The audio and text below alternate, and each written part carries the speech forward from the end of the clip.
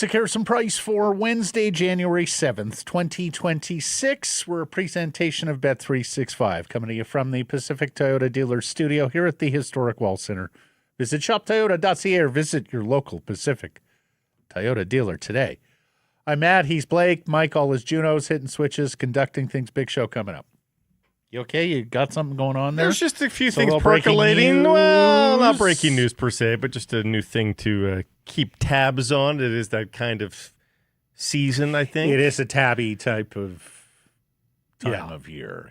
Yeah. It's, teams are, this is a full business week now after all the holidays. And while the roster freeze ended long ago, believe it or not, NHL managers are sort of human.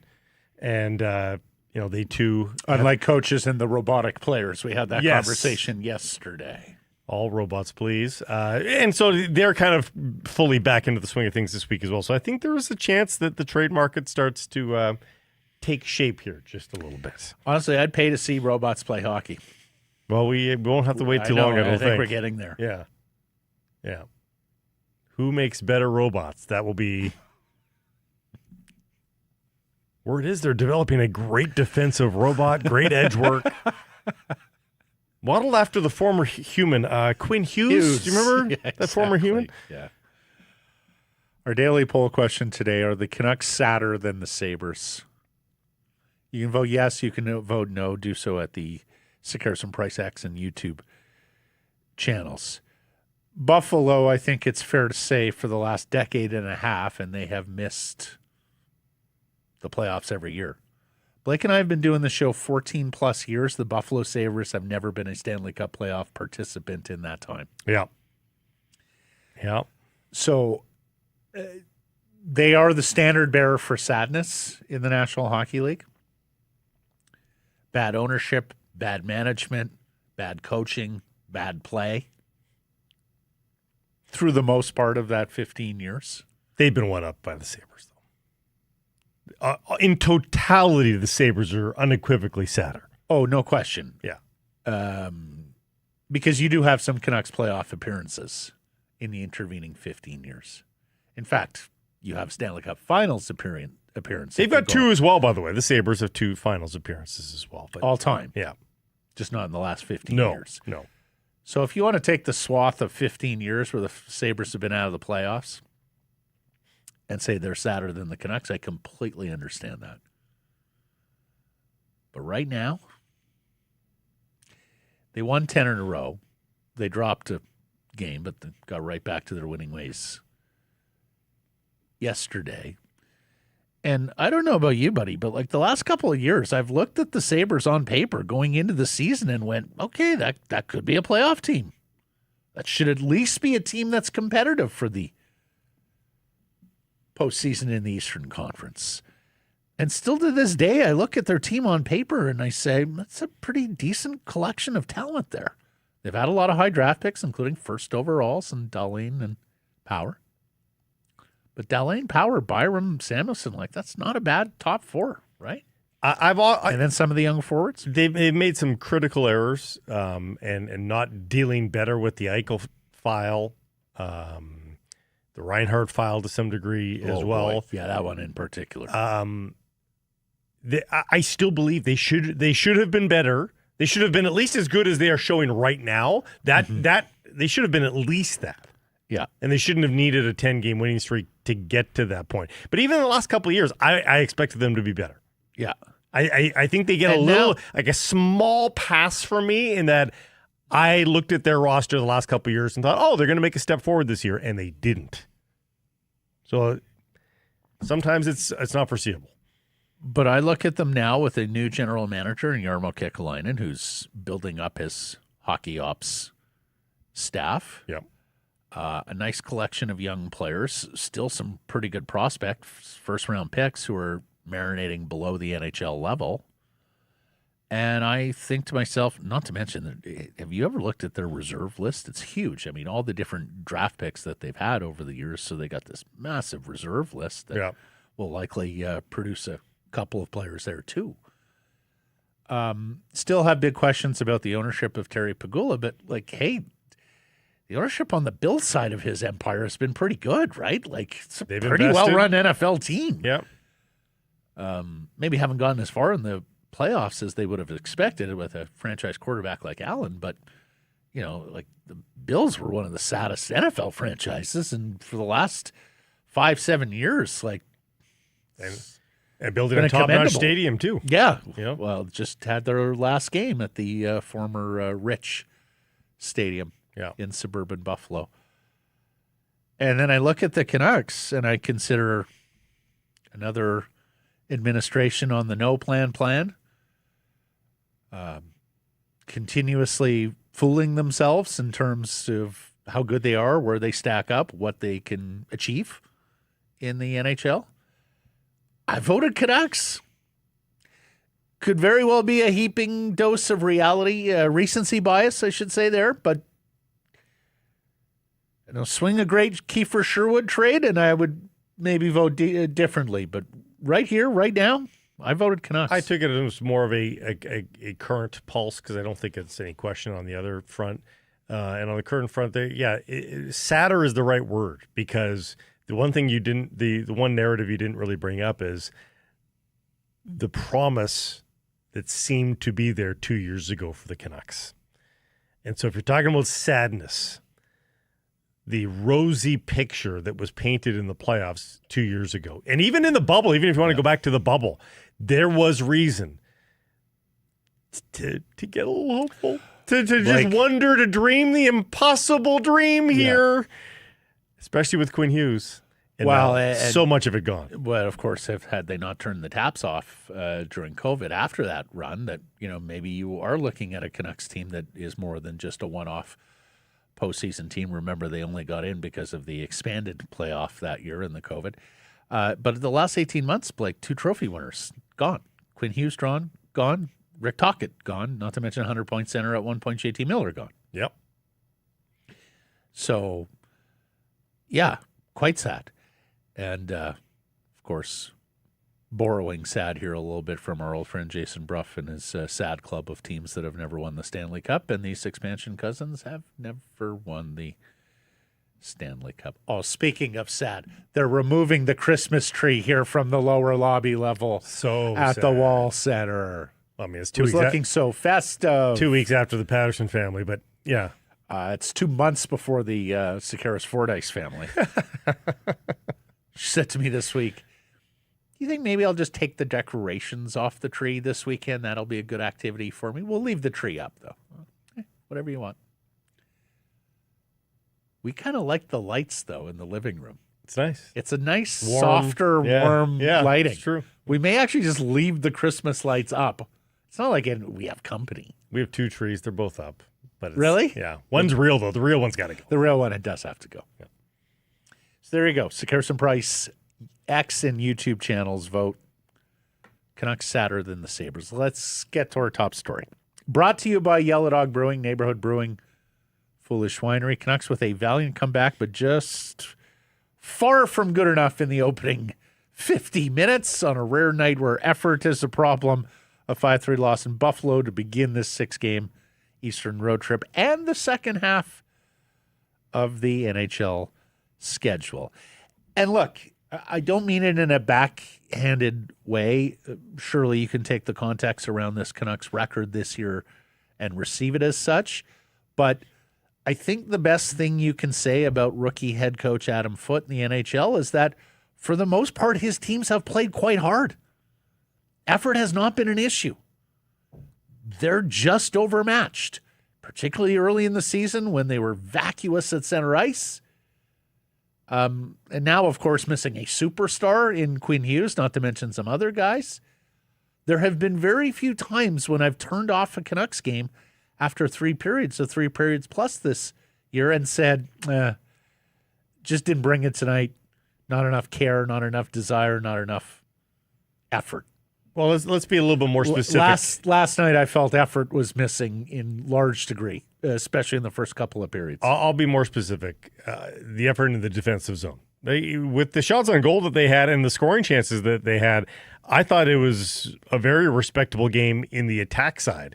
But as soon as the puck got over center ice. But that's where you need the effort. My gosh. Like, yeah, it's easy way to harder. play with the puck. It's fun to play with the puck. Oh, it's way Getting harder the to play puck back, that's effort. Yeah. Preventing scoring chances, effort. We'll hear from Jake DeBrusk later. He said they weren't ready to play off the hop. First game of a 6-game road trip. You had been in Buffalo the previous day. Like, your season's on the line. Adam Foote was talking, their playoff positioning Saturday. Like, if you're having that discourse around the team, you better be fucking ready to play in the first period of a 6-game road trip against a team that has just won 10 in a row.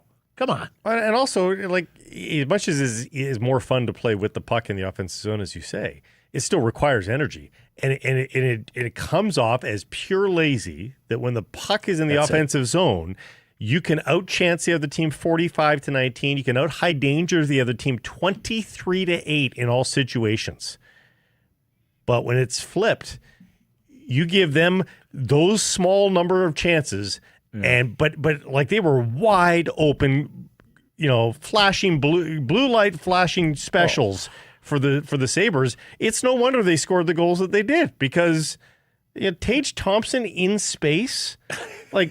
He's going to score that goal. First of all, he's like 6'6", 230. Yeah. He occupies a lot of space. How'd you lose him? Exactly. Like, you have to be principally further away from Tage Thompson just simply because of his girth and mass. Yeah. Occupying space.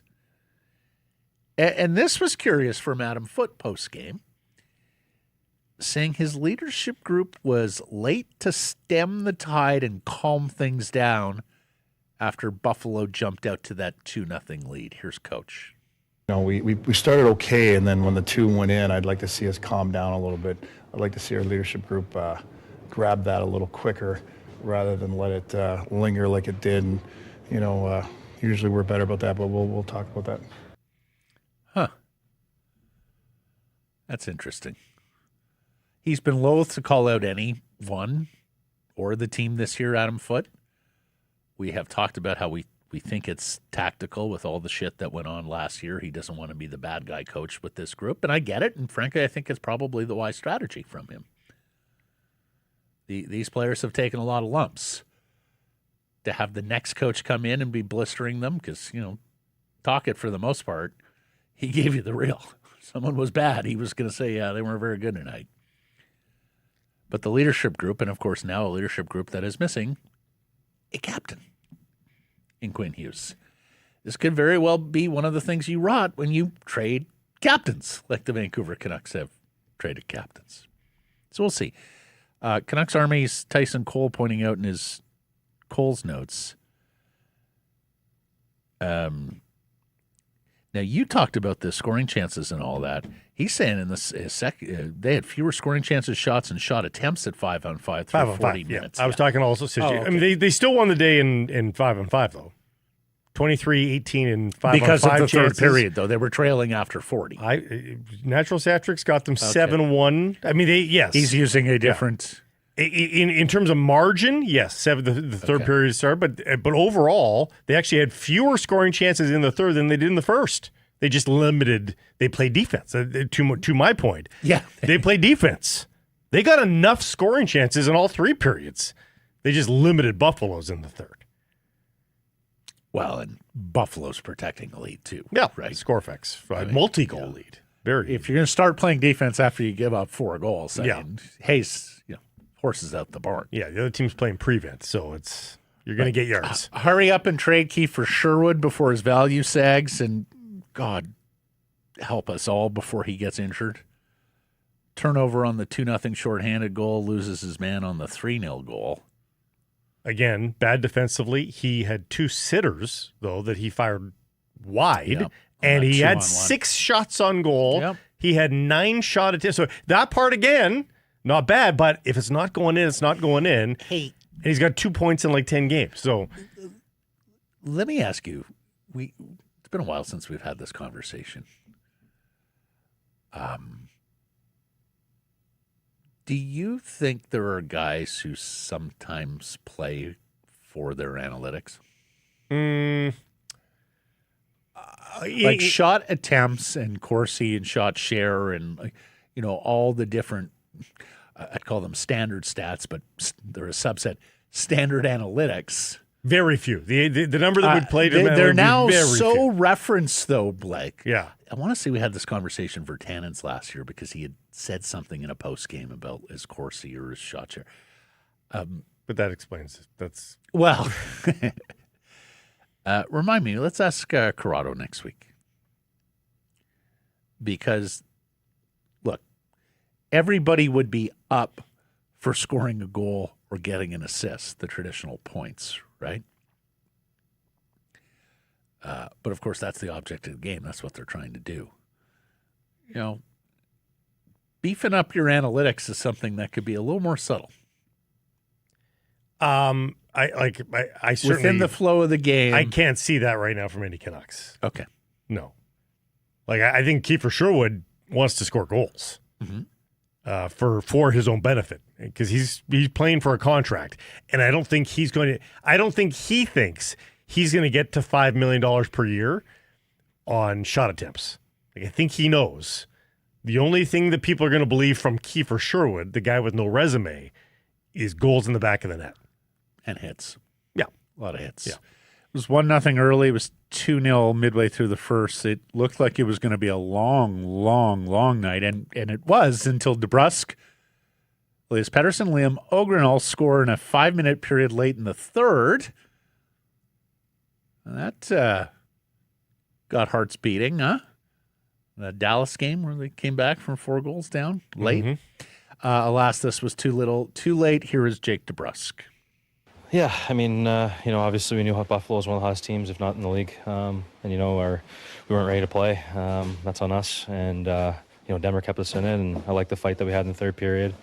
But in saying that, there's a fine line between winning and losing. And, little plays at the beginning of the game, little plays at the end of the game can make the difference.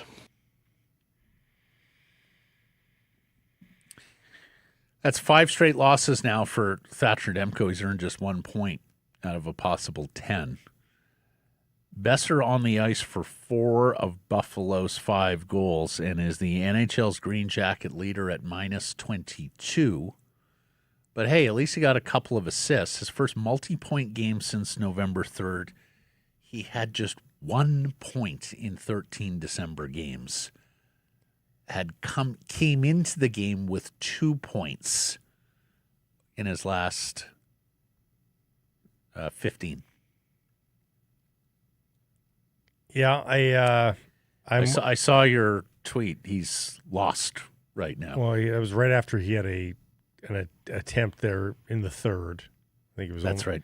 And it was so right there for him. Goaltender's right. Yep. And it was the meekest shot. It's like he failed to get it off the ground. It did. The way he released that did not look like he was trying to keep that on the ice. It looked like he was trying to pop it, and it was ended up being like a healed, meek shot along the ice into the pads. And it's just meek. That's not a finisher. That's not a guy that is on his game. If that's the worst sign of them all for Brock, because we know he's not fleet of foot, right? Mm-hmm. He's a standstill finisher. Yeah, that's his if office. Brock Besser isn't delivering the standstill finishing, or at least the standstill, a good attempt. And that's his bread and butter. Yeah. DeBrusk scoring again. How about this from J-Pat? He's 3rd in the league in power play goals. He's got 10. Leon Draisaitl with 11. Wyatt Johnson down in Dallas with 15. That's Jake DeBrusk. Wow. That'll startle a lot of people, given the droughts that he's had in any situation. Given the droughts, given he's playing on one of the worst teams, given it's a team that traded one of the all-time power play quarterbacks. Yeah. He's got 10 goals. It sort of feeds my theory on Jake DeBrusk, who I think is on a value contract for what he $5 million in the new economic world is not a lot. And do you ultimately care, outside of empty netters, how he gets to 23 goals per season? Well, I think you got to care a little bit. I know you want to be able to lean on a guy and just expect. Okay, but so Blake, this is the halfway mark of the season. Yeah. So if he pots 20 power play goals, yeah, and you're telling me he has like 3 to 6 even strength in 82? I know it's weird. Like it's weird. I care about that because he's not good enough even strength night to night. You can't be scoring one even strength goal every 15 games, calling yourself a top 6 winner. But if he's helping to give you one of the best power plays in the league, yeah, like on a different team, I'm saying, then yeah, he is at 1 even strength goal halfway through. One. It's remarkable. 1. Like, honestly, it's remarkable. 1. It's almost Jets no interceptions remarkable. Really? Canucks 13th, incidentally, in the league on the power play, 20.4%. Not bad. No, honestly. For this team? Not bad. For a skilled deficient team, it's not bad. Honestly, Blake, like the special teams, and God knows how much time we have spent on special teams. I shouldn't say that. The PK's back to 30th in the league, 74%. Yeah. Okay. Elias Pettersson, goals in consecutive games here. He's got 3 and 5. There are some underlying numbers of Pettersson that paint him as a very good 5-on-5 forward. So there you go. Petey's a good 5-on-5 forward, and Jake's a good power play forward. How about my boy Liam Ogrren? He scores again. 5 points in 11 games as a Vancouver Canuck. Had none through 18 games with Minnesota. Yeah. They caught him at just the right time. Change of scenery's done him well. You can just see the enthusiasm and the passion in the kid. He's left some points on the table, too. He has. Yeah. He has. But he's a real player there. Like, because the other thing, Blake, is there is not a lot wanting there. He's not a small man. He's not slow. He plays heavy. He's got decent hands. The more I watch him, the more I really like the ball of clay there, and you see the clay taking shape here. Yeah. Before our eyes. I'm very excited about him. And you do like it from a guy with draft pedigree because that's it. And when the trade went down and everyone said, "Oh, okay, the key to the trade is William," my point was, no, I mean I think William is talented enough that he's going to be a top 4 defenseman. The only question is, can he ascend to be an offensively inclined true number 1 defenseman? Is it just a top pair guy, or is he going to have to be a little bit more sheltered in a top 4 role playing with a defensive guy because he's not quite a shutdown guy and you're worried a little bit about his defensive play? Like, I think there's a floor with William that's pretty darn good. And I think the ceiling is extraordinary if he can get there. And I felt the same thing with Rossi, that there's a floor there. There's an established NHL player there. We'll see what happens when he gets back healthy. And, yeah, I do think there's still some upside there. But I think for the most part we know what Marco Rossi is. For me, like, the key is Ogrren, because if he can actually be a top 6 winger in the National Hockey League, holy cow. Like, think of getting 2 top 6 forwards and a top 4 defenseman, maybe a top pair defenseman for Hughes before you even count the first round pick and see who that is. Yep, it's not out of the bounds of possibility, but he was traded for a reason.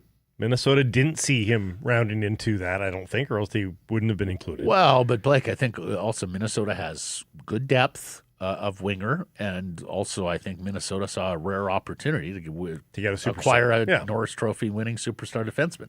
Yeah. So I think people became available there that otherwise would not have been available.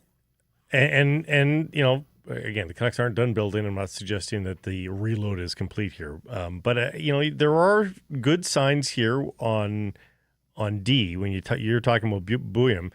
Buium, Wielander getting the chances that he's getting right now. Roenick's still at a decent age as well. The key guy that I see there is Elias Pettersson and Matt. This isn't on P.O. Joseph last night, But if you're going to be a team that looks like that against a non-playoff team that the Buffalo Sabres are right now, if you're going to play that way defensively anyhow, can Elias Pettersson be a part of the shitty defensive effort instead of P.O. Joseph? Like, let the kid work on his mistakes. Let the kid make the mistakes. Play all the mistakes out this year. Yeah. So that you've got video, so that the next time you got a video session, you're like, okay, back to that Buffalo game. Remember when you did that? We're not doing that again. Like, enough. You just stumbled upon something. And I do say stumbled because I'm sure it wasn't intentional. Not intentional, no. You weren't here last week. We did the hit with Jeff Merrick. And we asked him about Patrick Alvin's retool it a little bit in kind of a hybrid form. And he talked about how triggering the word rebuild is, citing, of course, this franchise. Yes. But Calgary too, right? Like they don't want to rebuild, quote unquote. And he said, I cannot believe that you've got such passion and frustration and anger on behalf of hockey fans, fan bases in different markets over this one word. It's just a word. And he said, we really got to find a better word than rebuild or retool, which of course is a word that you only use when you don't want to say the word rebuild. Mm-hmm. He suggested, how about renovation? And I hear you. But Blake just used a word, reload. If you call it reload, we're in the process of reloading. Not rebuilding, we're reloading.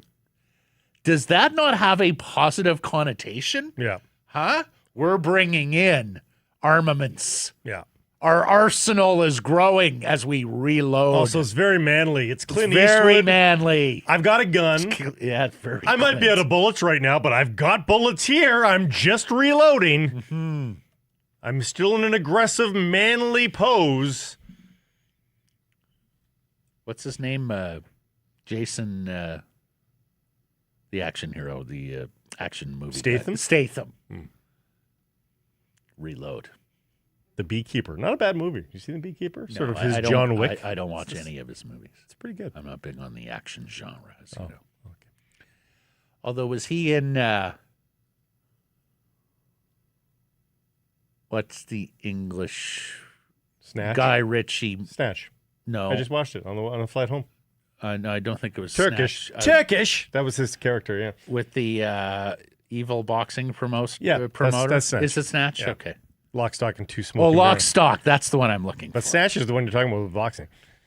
I did like Lock, Stock. Oh my God! Look at how old that film is now. Mm-hmm. Holy cow!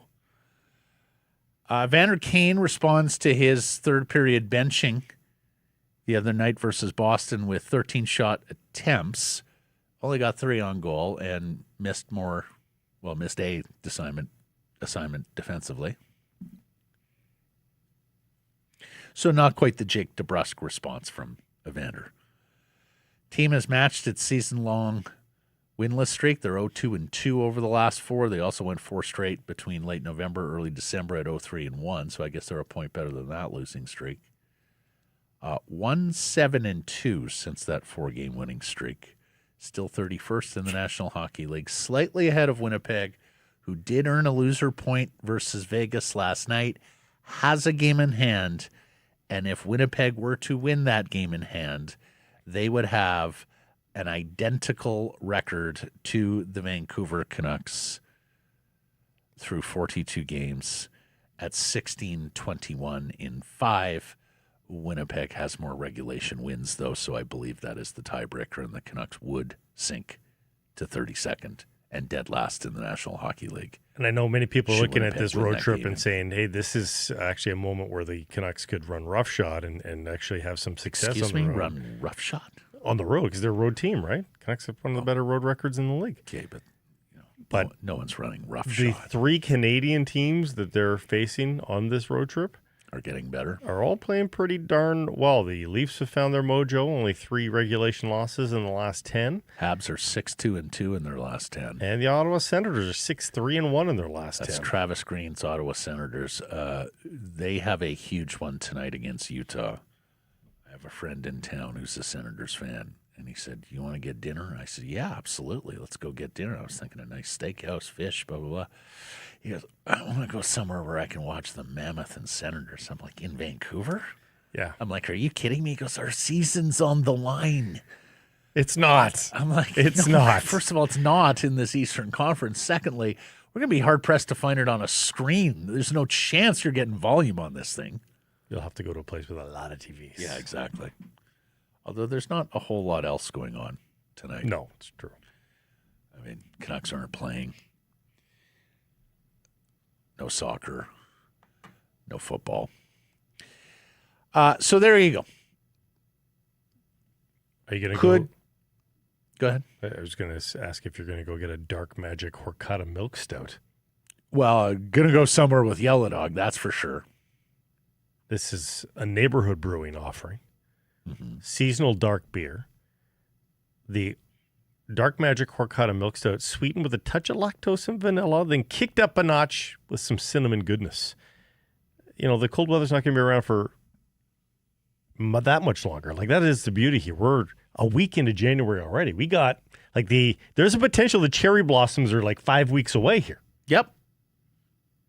So drink the seasonal beers while you can. The Dark Magic Horchata Milk Stout from Neighborhood Brewing. And just incidentally, Canucks play tomorrow. Jets play tomorrow as well. Jets go back-to-back. Friday, they're home to Los Angeles, so that's the game that they will make up. So it could be Friday where the Canucks are back to dead last in the National Hockey League. I know that's important for you tankists Yes. and draftists.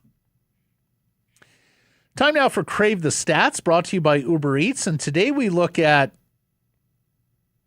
well, a downright peculiar stat from the Vancouver Canucks first half of the season. And I'd taken note of this just anecdotally in my head, and Big Head Hockey helped us out here, as the Canucks start craving some shooting percentage. The Vancouver Canucks have had a couple of nights where they have shot the lights out. Well, 9 out of 42 games, Blake, so it's like 1 out of every 4 or 5 games, they're out shooting people by 10 plus. And they have not a single victory That's unbelievable. to show for any of those efforts. It's absolutely insane. How do you not win one of these games when you're far and away on the shot clock? And honestly, through 2 periods of play last night, I thought it deserved to be a 3-2 Buffalo game, 2-1 Buffalo game at Edward. I thought the Canucks deserved at least a goal based on the chances that they had given themselves through 40 minutes. They did deserve a little bit, and there was other nights too.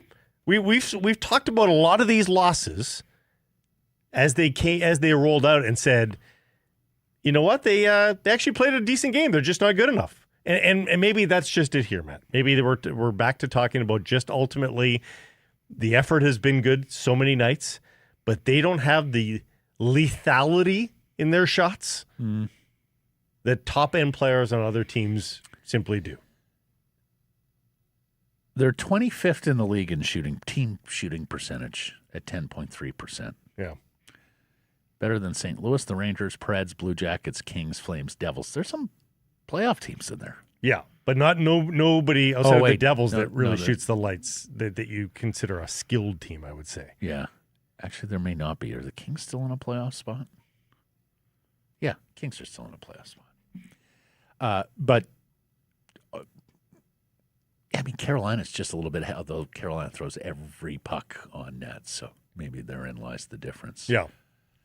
But let me ask you, is part of this stat teams getting up on the Canucks and then happy to have them take perimeter shots? Is that a partial explanation? No, Canucks last night? Canucks last night led in shots throughout the game. Every period? Yeah, from the moment they got that power play in the first, they were already down a goal. But they had 6 shots on that first power 15-9 in the first period. It was 8-7 in the second. It was 14-4 in the third. So yeah. They led from tip to tail. Like they had 6 shots on that opening power play. Remember Kiefer Sherwood right in the slot, banging away twice, right at point blank. Well, there you go. That'll run up the shot count. But I mean, they weren't like up against his pad. Like they were legitimate shots, both of them stopped. So, there's a. You could look at that stat and say, "Oh, they're this close. They'd be this good if they only." I just think they're not good enough, and that's maybe why that shots total hasn't resulted in a single victory. Mike Tomlin, the Steelers head coach, got asked a if question post-game Sunday. And I've never heard somebody phrase it this way, but he said something along the lines of, well, if my aunt had male parts. The woke version of the saying. Yes, exactly. Uber Eats enabling fans to maximize their fandom all season long. Game day deals on the app. You need to download the app, though, to know what that is. Like buy one, get one 6-piece chicken McNuggets from McDonald's in Vancouver. Would you like something like that? It's free nuggets. Who doesn't say yes to free nuggets? My aunt had nuggets. Before, during, and after the game, Uber Eats is assisting every fan's hockey experience all season long. As soon as it was leaving, you knew exactly where it was going. Where one of us was going. It was first to it. Yeah. So this Canucks offer to Kiefer Sherwood, this extension offer, according to Dollywall, $4 million range, medium term, so like 4 years. I was very surprised by this. Chris Johnson of The Athletic and TSN saying the Canucks' focus is to re-sign the player. But then noted the price could be comparable to the deal that Christian Dvorak just signed with the Flyers at $5.15 million per. Matt, I don't doubt the reporting from either Chris Johnson or Rick Dollywall. I think they are being told something that is leading them to report this. What I will say, I don't believe for a second that whoever's telling them those things is telling the full truth. Well, or using wrong words to describe what is actually happening. I refuse to believe this is happening. Dreger's softer on it. Asked him about it yesterday. Elliott really backtracked some of the contract offer. Okay, maybe it was just discussions. You'll hear David Pinñota here later in the program. He's a little softer on it as well. You're now 7 weeks, close to 7 weeks since they sent that memo out saying their UFAs are available. Even ex-Canuck Jannik Hansen is lobbying to get this deal done. I heard him on 650 yesterday say they have a chance to sell him when his value is at its highest. Do it for once, please. This is from a guy who... This was a guy who was traded. Who was sold off. Yes, at pretty high value at that. Remember what you did with me? Do it with... Actually, exactly. They actually didn't trade him at a high, though. No, no, not at the peak, but... Can you suffer 4 theories on why this is taking so long? Sure. Okay. Fire away. Teams are lowballing because he's not a center or a defenseman. They want to save their best trade pieces for those positions. Kiefer Sherwood is their plan B. And also, it's just his resume. It's short. Yeah. Yeah. It's a really good season and a half. Yep. Okay. You can suffer that Yep. one. You can buy that one. Yep. Number 2. Ownership and management got excited by that 4-game winning streak. They want to slow play this to see where they're at closer to the deadline, lest a playoff push still be possible. Like with every passing day, you don't I have believe to that agree less. with that, but I mean, it crossed everybody's mind when they won 4 in a row, but that's a long time ago now. Okay. The Canucks want yellow bananas, not green bananas, like they got for the most part in the Quinn Hughes trade, ready-made young NHL players. So, for example, a team like Dallas, they're more interested in a Maverick Bourque than a 2027 first-round pick. Than a 2027 first-round pick? Yes, I would believe that. I think they would be fine with a 2026 first-round pick from somebody like the New York Rangers, who are apparently on the map now, per the Athletic and New York Times. And they've got 2 first-round picks, the Rangers do. They've got Giddy up. They've got their own, and they've also got the better of Dallas or Carolina's top 10 protected, though. Well, neither of those teams are going to be top 10. Right. So I don't think you're probably fine. No. But it's you're gambling. You're definitely fine. You're gambling that the best of is maybe 18th, rather than getting the Rangers, who could potentially get into the top 10. if the bottom drops out on them. Dallas, Carolina, I don't see any world like where those picks approach top The teens. 10. Yeah. Oh, no. I mean, even the teens is. Even the teens would be a fall. Yeah. And then lastly, the Canucks are just not creative enough when it comes to trading. They want to make hockey trades and haven't pushed for deals where they take back unwanted contracts to further solve an acquiring team's problems. That there would be teams out there who would do a Kiefer Sherwood deal now if you took back a bad contract that's expiring this year, and the Canucks are, we don't want to take back, or particularly if the guy has term left, say, into next year. Oh, I can't imagine if it's an expiring contract what the holdup would be. With term expiring next year, I too would be more reticent there. But if you get me a higher price, then I'm totally willing to listen on a guy with term. I bring that up, Blake, because this management team has made a lot of trades. They have made very few trades that are rooted in some sort of cap consideration.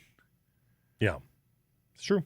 They paid the Chicago Blackhawks a second-round pick to take Jason Dickinson off their hands. They included bad contracts in Danton Heinen and Vincent Desharnais to Pittsburgh in the Marcus Pettersson deal. I suppose the Ilya Mikheyev, paid Chicago to get rid of him. But they've never served as a broker. You can't be a broker anymore. They haven't weaponized cap space. They haven't taken back unwanted or expiring deals, even last deadline when they were a seller. Is it possible that Rutherford and Alvin just aren't sophisticated enough? They just want to make simpler deals? Yeah, Rutherford made a lot of sort of hockey trades and courage of his conviction hockey trades towards the end in Pittsburgh too. Mm-hmm. I'm just wondering, is it sort of passing by this guy in his mid-70s? The way to go about doing this? I would be... Now, granted, he hasn't had to have been a seller all that often. I would be further worried if there were other trades happening right now and the Canucks were really missing the boat on buyers. The fact that all the buyers are still laying in wait is good news for this wait. But you don't want to get to that point, right? You do want to be ahead, and this is a management group that has had a reputation of getting ahead. Mm-hmm.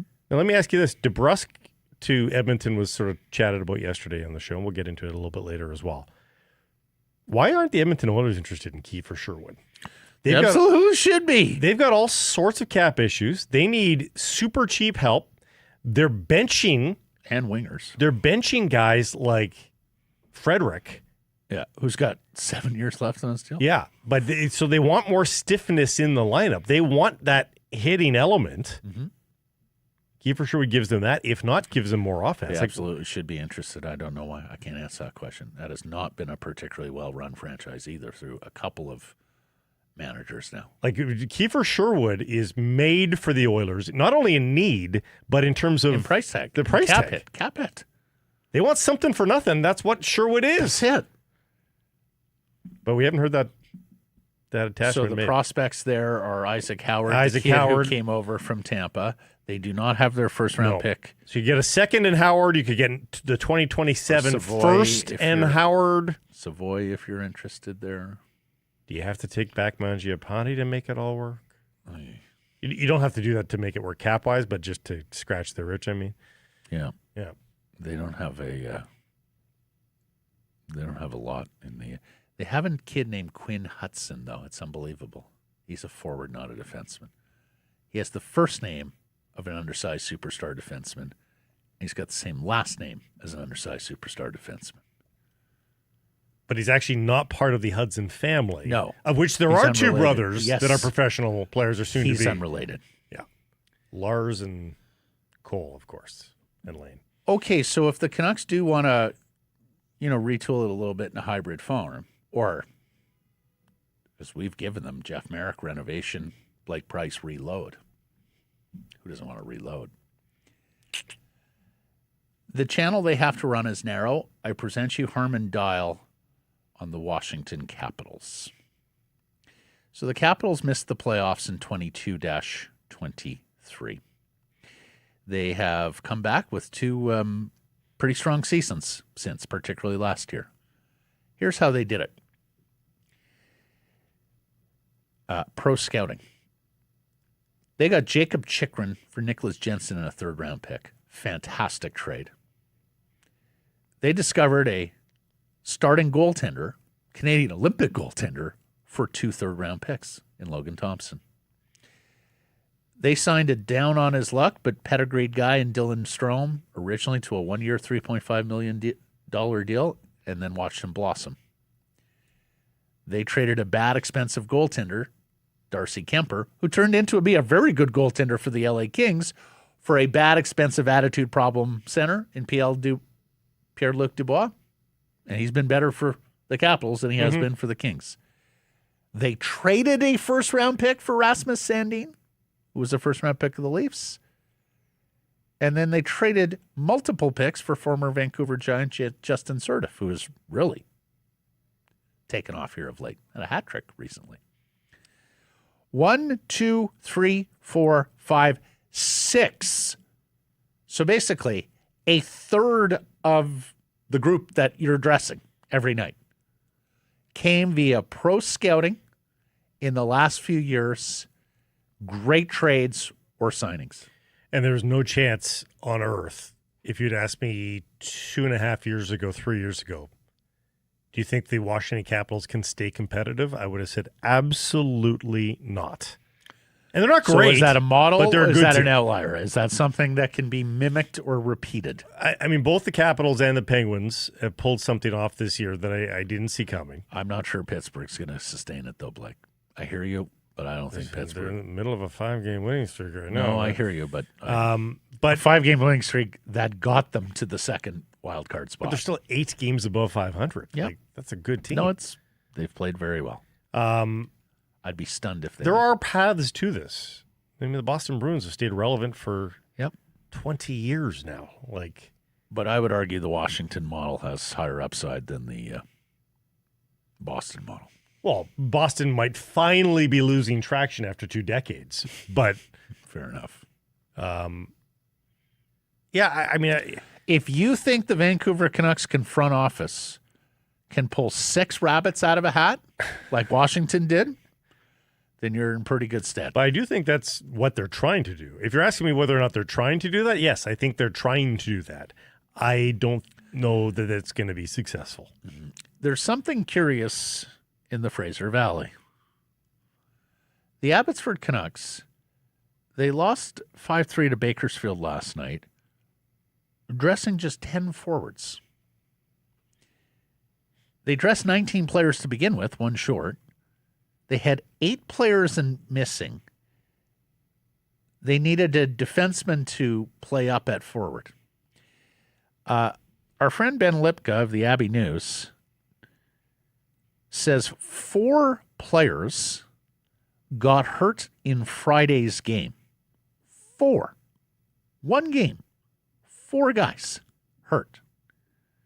Those players, Sawyer Minio, Danila Klimovich, Mackenzie McEachern, and leading scorer Ben Berard. Lucas Reichel was also sick last night, so he was missing. And we can confirm that's legit. He is sick. Yeah. None of this was disclosed until minutes before puck drop when it was tweeted out by their fine play-by-play man, Brandon Astle. We're wondering 2 things here. At least I'm wondering 2 things. Of course, because Canuck Sports Entertainment had to be shamed into getting these guys Calder Cup trophy rings. Not that all these guys would qualify because it's their first year. McEachern wouldn't get one. Do you have guys unwilling to bleed for this organization at the minor league level? God, I hope not. I'm going to write this up to the simplest. This is Occam's razor sort of stuff here, Matt. The simplest explanation is usually the best one here. This team is terrible at communication.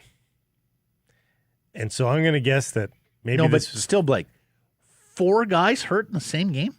You wouldn't doubt it if it was sent out As the injuries were happening. Yeah. You wouldn't have. You'd be like, hey. Well, because the other possibility are some guys being held out because they're close to a trade. And with Mackenzie McEachern and Berard, it would be an AHL deal, no big whoop. Frankly, that should have already happened if that was the case. With Minio and Klimovich, and especially Minio, there's a little bit of, there's some prospect stature there, right?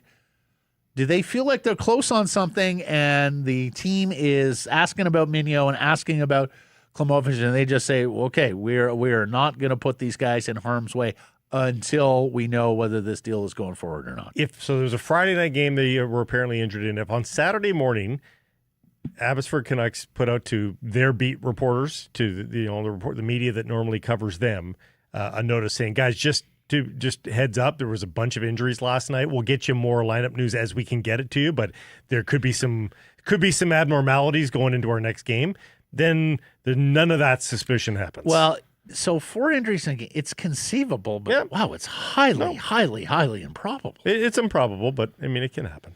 Good news, Jonathan Lacramaki skated this week. He looks like he's on the road to return. Nils Oman, Joseph LeBay, they were already hurt. And we'll see who's in the lineup tonight because they're right back at it against Bakersfield. Somebody pointed out Lacramaki has played 9 games. J-Pat did.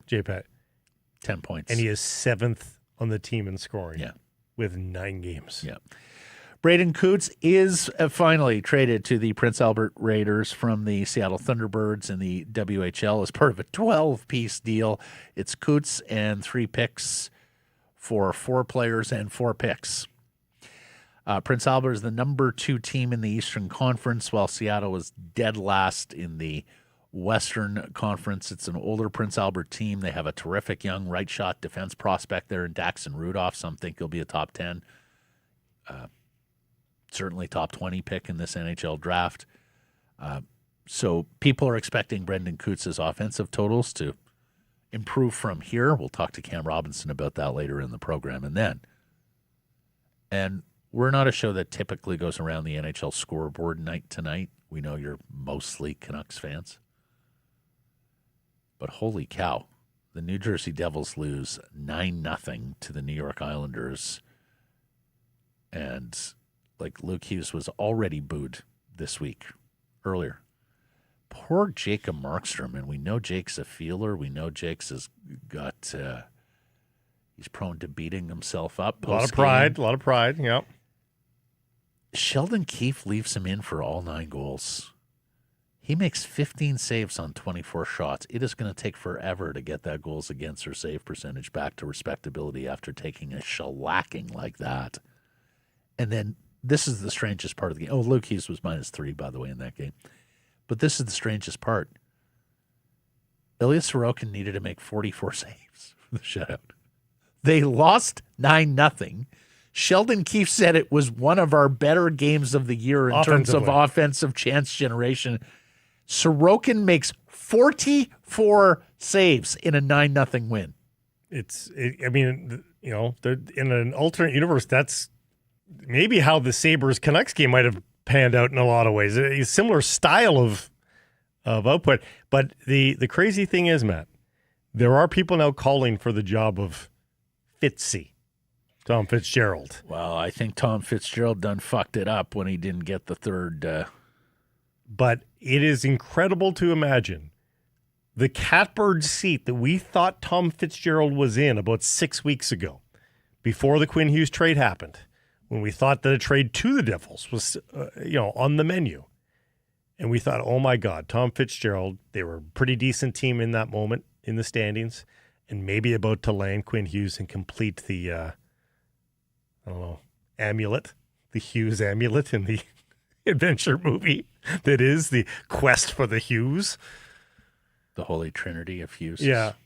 And in 6 weeks, maybe, it is all fallen apart, and he's now under pressure. New Jersey looked like one of the best positioned teams 2-3 years ago. Mm-hmm. Fitzgerald has turned it into hash. It's been pretty ordinary, despite his promise. He's really screwed it up there. For me, he deserves to be fired more than Sheldon Keefe, although I think Sheldon Keefe is probably, he questioned his team's balls last week. And they've since gone out. Luke Hughes has had stinkers. He's getting booed. And then you just get destroyed Well, Sheldon Keefe against is now a regional rival there in the Oilers. Sheldon Keefe's last 2 stops have been at the helm of 2 pretty good-looking rosters that have both underachieved maddeningly. Does he not? Is he not a consistent through line there? Like 2 pretty decent rosters that he's been unable to win with. And here's the other thing. This continues. You think you're going to sign Quinn Hughes a year from July? And especially if Quinn Hughes has a modicum of success with the Wild. If the Wild go to the conference final, do you think he's jacked about going to the Devils? But Blake, even if he's not, because then his brother's going to be like, we want the fuck out of here. Like, yeah, maybe. This place sucks. We ain't going to win here. Especially if they get a new manager and a new coach there, and they're like, what is the direction of the Devils? Well, but here's the thing. If you do that now, don't wait till next year. It's too late. Then you totally scuttle your chances of Quinn. Yeah, you're right. No, it is becoming a pressing matter there for the New Jersey Devils. And then there's this. You may remember Trevor Zegras was on the trade block with the Anaheim Ducks for quite a while there. General manager Pat Verbeek was not a fan of his game. And he lingered out there for a fair bit until he got the move to Philadelphia. Well, he scored a couple of times against the Anaheim Ducks last night, his old team. And then he did a post-game interview with former Flyer and NHLer Scott Hartnell as the player of the game. Had to play this one. They're not all robots. Here's Zegras.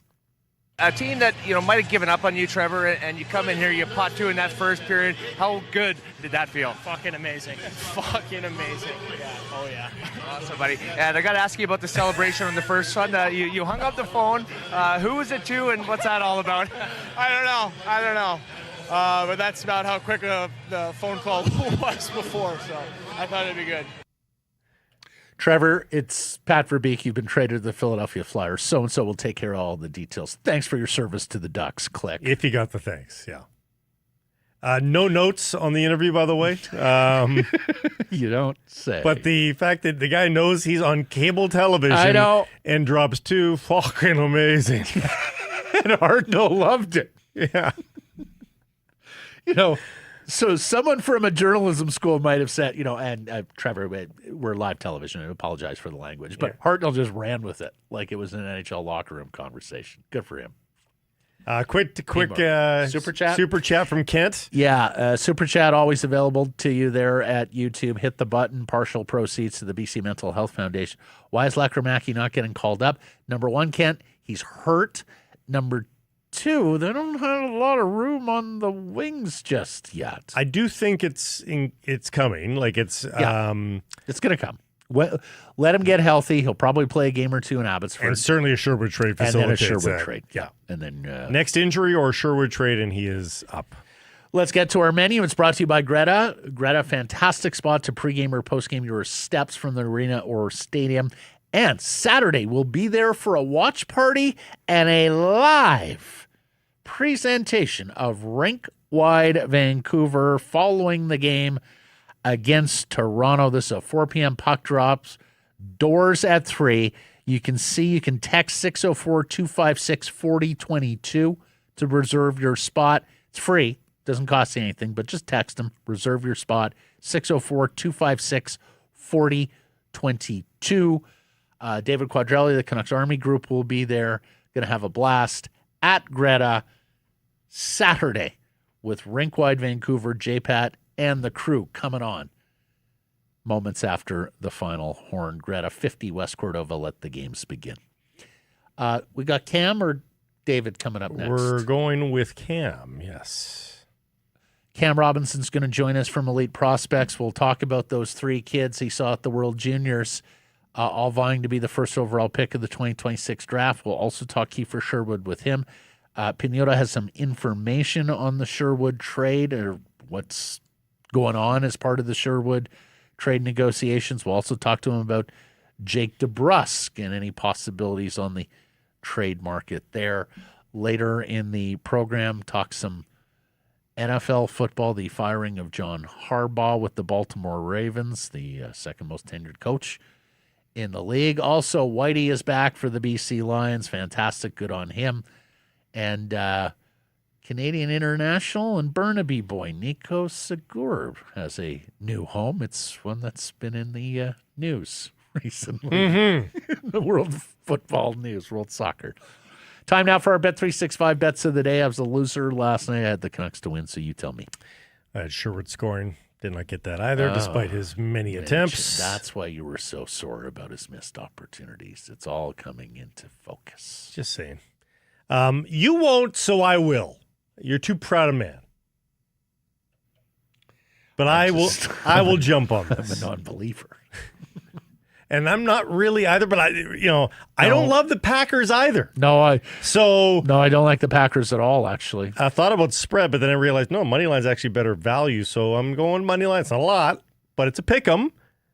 Is it a pick'em now? Well, no, it's effectively a pick'em at plus 100. So the Bears are plus 1, right? They're underdogs here at home plus one against the Packers. As the 2 seed, they're underdogs. Like, that tells you how the market plus feels. one's at minus 110, so you might as well go money line at plus 100. Well, and the other thing is you see this a lot with the Cowboys and the Packers. They have, rabid fan bases that bet their team and affect the lines. Yeah, exactly. I just wish Caleb didn't miss like 1 or 2 wide open receivers down the field per game. If we fix that and then we stop someone without getting a deflection off interception off a deflection, I would feel a lot better about the Bears. And your home record this year, 6-2, pretty good. Yeah. Mike is out. Quarterbacking issues for the Packers. They're hurt. Willis, Love. I'm looking at the NFL playoff card as well, but I'm doing the reverse of you because I feel strongly about Buffalo getting through this round. I'm not sure about beyond this round. But you got to pay minus 115 to get Buffalo on the money line. If you're willing to lay the point, you get them at minus 105. I will lay a point in Jacksonville with the Bills on Sunday. That's a Sunday game. Blake's is the Saturday night game. We're on the Sunday game. Jacksonville and Buffalo. This segment of presentation, yeah? I was going to say the Bears are the hotter of my 2 teams, having lost 2 straight. Presentation of Bet365. Whatever your bet, it's never ordinary at Bet365. Download the app, get in on the game. Use code NATION when doing so. Must be 19 or older. Please play responsibly. Cam Robinson, coming up next.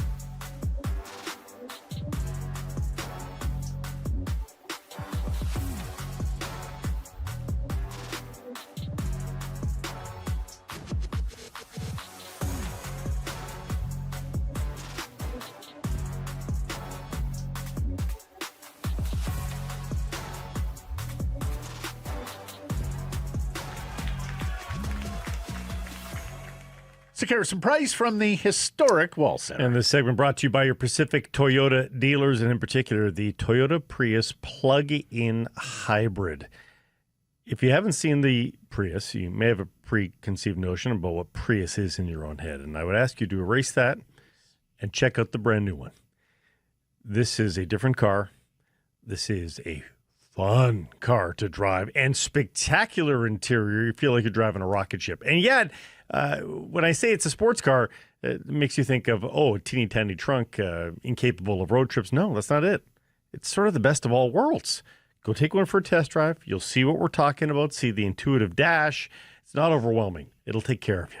You can lease a 2026 Prius plug-in hybrid SE from $109 weekly at 3.99% APR for 64 months with $3,300 down. Visit shoptoyota.ca or your local Pacific Toyota dealer today. As we welcome in Cam Robinson, the director of everything at Elite Prospects, back from the World Jrs in Minnesota. Happy New Year, partner. How you doing? Thank you. Happy New Year, boys. Doing well. Yeah, travel went smooth home there yesterday. Knock on wood, we'll keep that going for the rest of the year. But it was a good trip. It was fun. All right. A lot of work, a lot of days. Much to discuss from the World Juniors. Cam, we asked on our poll question Monday, Vancouver Canucks do wind up with the first overall selection.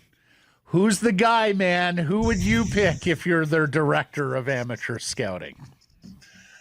I've got to put my list in. We've got our meetings coming up here in a little over a week, too. And the list is general. The list is for the league. We're talking you're the Vancouver Canucks. You know what they need. You know all of the history. Who are the Vancouver Canucks taking to number squirming one? Here? Yeah, I am squirming because it's not an easy question. You know, the door is open. There is a mix. I think if you're the Vancouver Canucks and you need something elite, you need a high end piece. So it comes down to two players. It's McKenna or Stenberg. We know they love their sweets. I think Stenberg he's a harder player. He's a stiffer player. He's a firmer player. He's closer to NHL ready. It doesn't really concern me too much at this point. His playmaking, his skill is not that far below Gavin McKenna's, but McKenna remains the most skilled offensive player in this draft. And I think that gets lost in the shuffle a little bit, is that the kid knows how to put up points. We saw he just put up 14 points in 7 games or 13 points in 7 games, whatever it was. You know, one of the top 4 or 5 draft eligible performances ever by a Canadian at this event. He's not there to back check. He's not there to kill penalties. You want him to drive a little more at 5-on-5, but Stenberg does bring very close to that level. End of the day, I think Vancouver probably go with the name brand with Gavin McKenna. But if it's me, I would be very tempted to go with Ivar Stenberg. I would be, just because I think that he would fit the culture in Vancouver that they're trying to build. But you would be sacrificing just a little bit of that top end too, I think. Given his play away from the puck, is it a foregone conclusion Gavin McKenna's playing in the NHL next season? No. I don't think so at all. I could absolutely see him going back to college next season. Now, will that be the case? I think that it'll depend on what organization lands him and what their plan is for him and how they see him developing too. And I come back to this too, is that I feel so much more comfortable sending him back to Michigan State than Penn State because of the structure there, the coaching that they have there, the facilities that they have, that he might be ready to come out after this season if he was at MSU. But to send him back to Penn State, where it's structurally, it's kind of like let him fly, like, and he kind of has a bit of room to operate out there and do what he wants to do, and it's just lacking that team structure that you want. And Team Canada arguably had a little bit of that issue here at the World Juniors too. They lacked that team identity, that team structure, and so he needs that. And so, like I said, I wish he was going to go back to a different school. So that might come into play with whoever drafts him. They may be like, we'd rather get our hands on him and really see if we can manipulate that and get him to the spot that we need him to, and whether that's playing limited minutes in the NHL or the AHL, heaven forbid.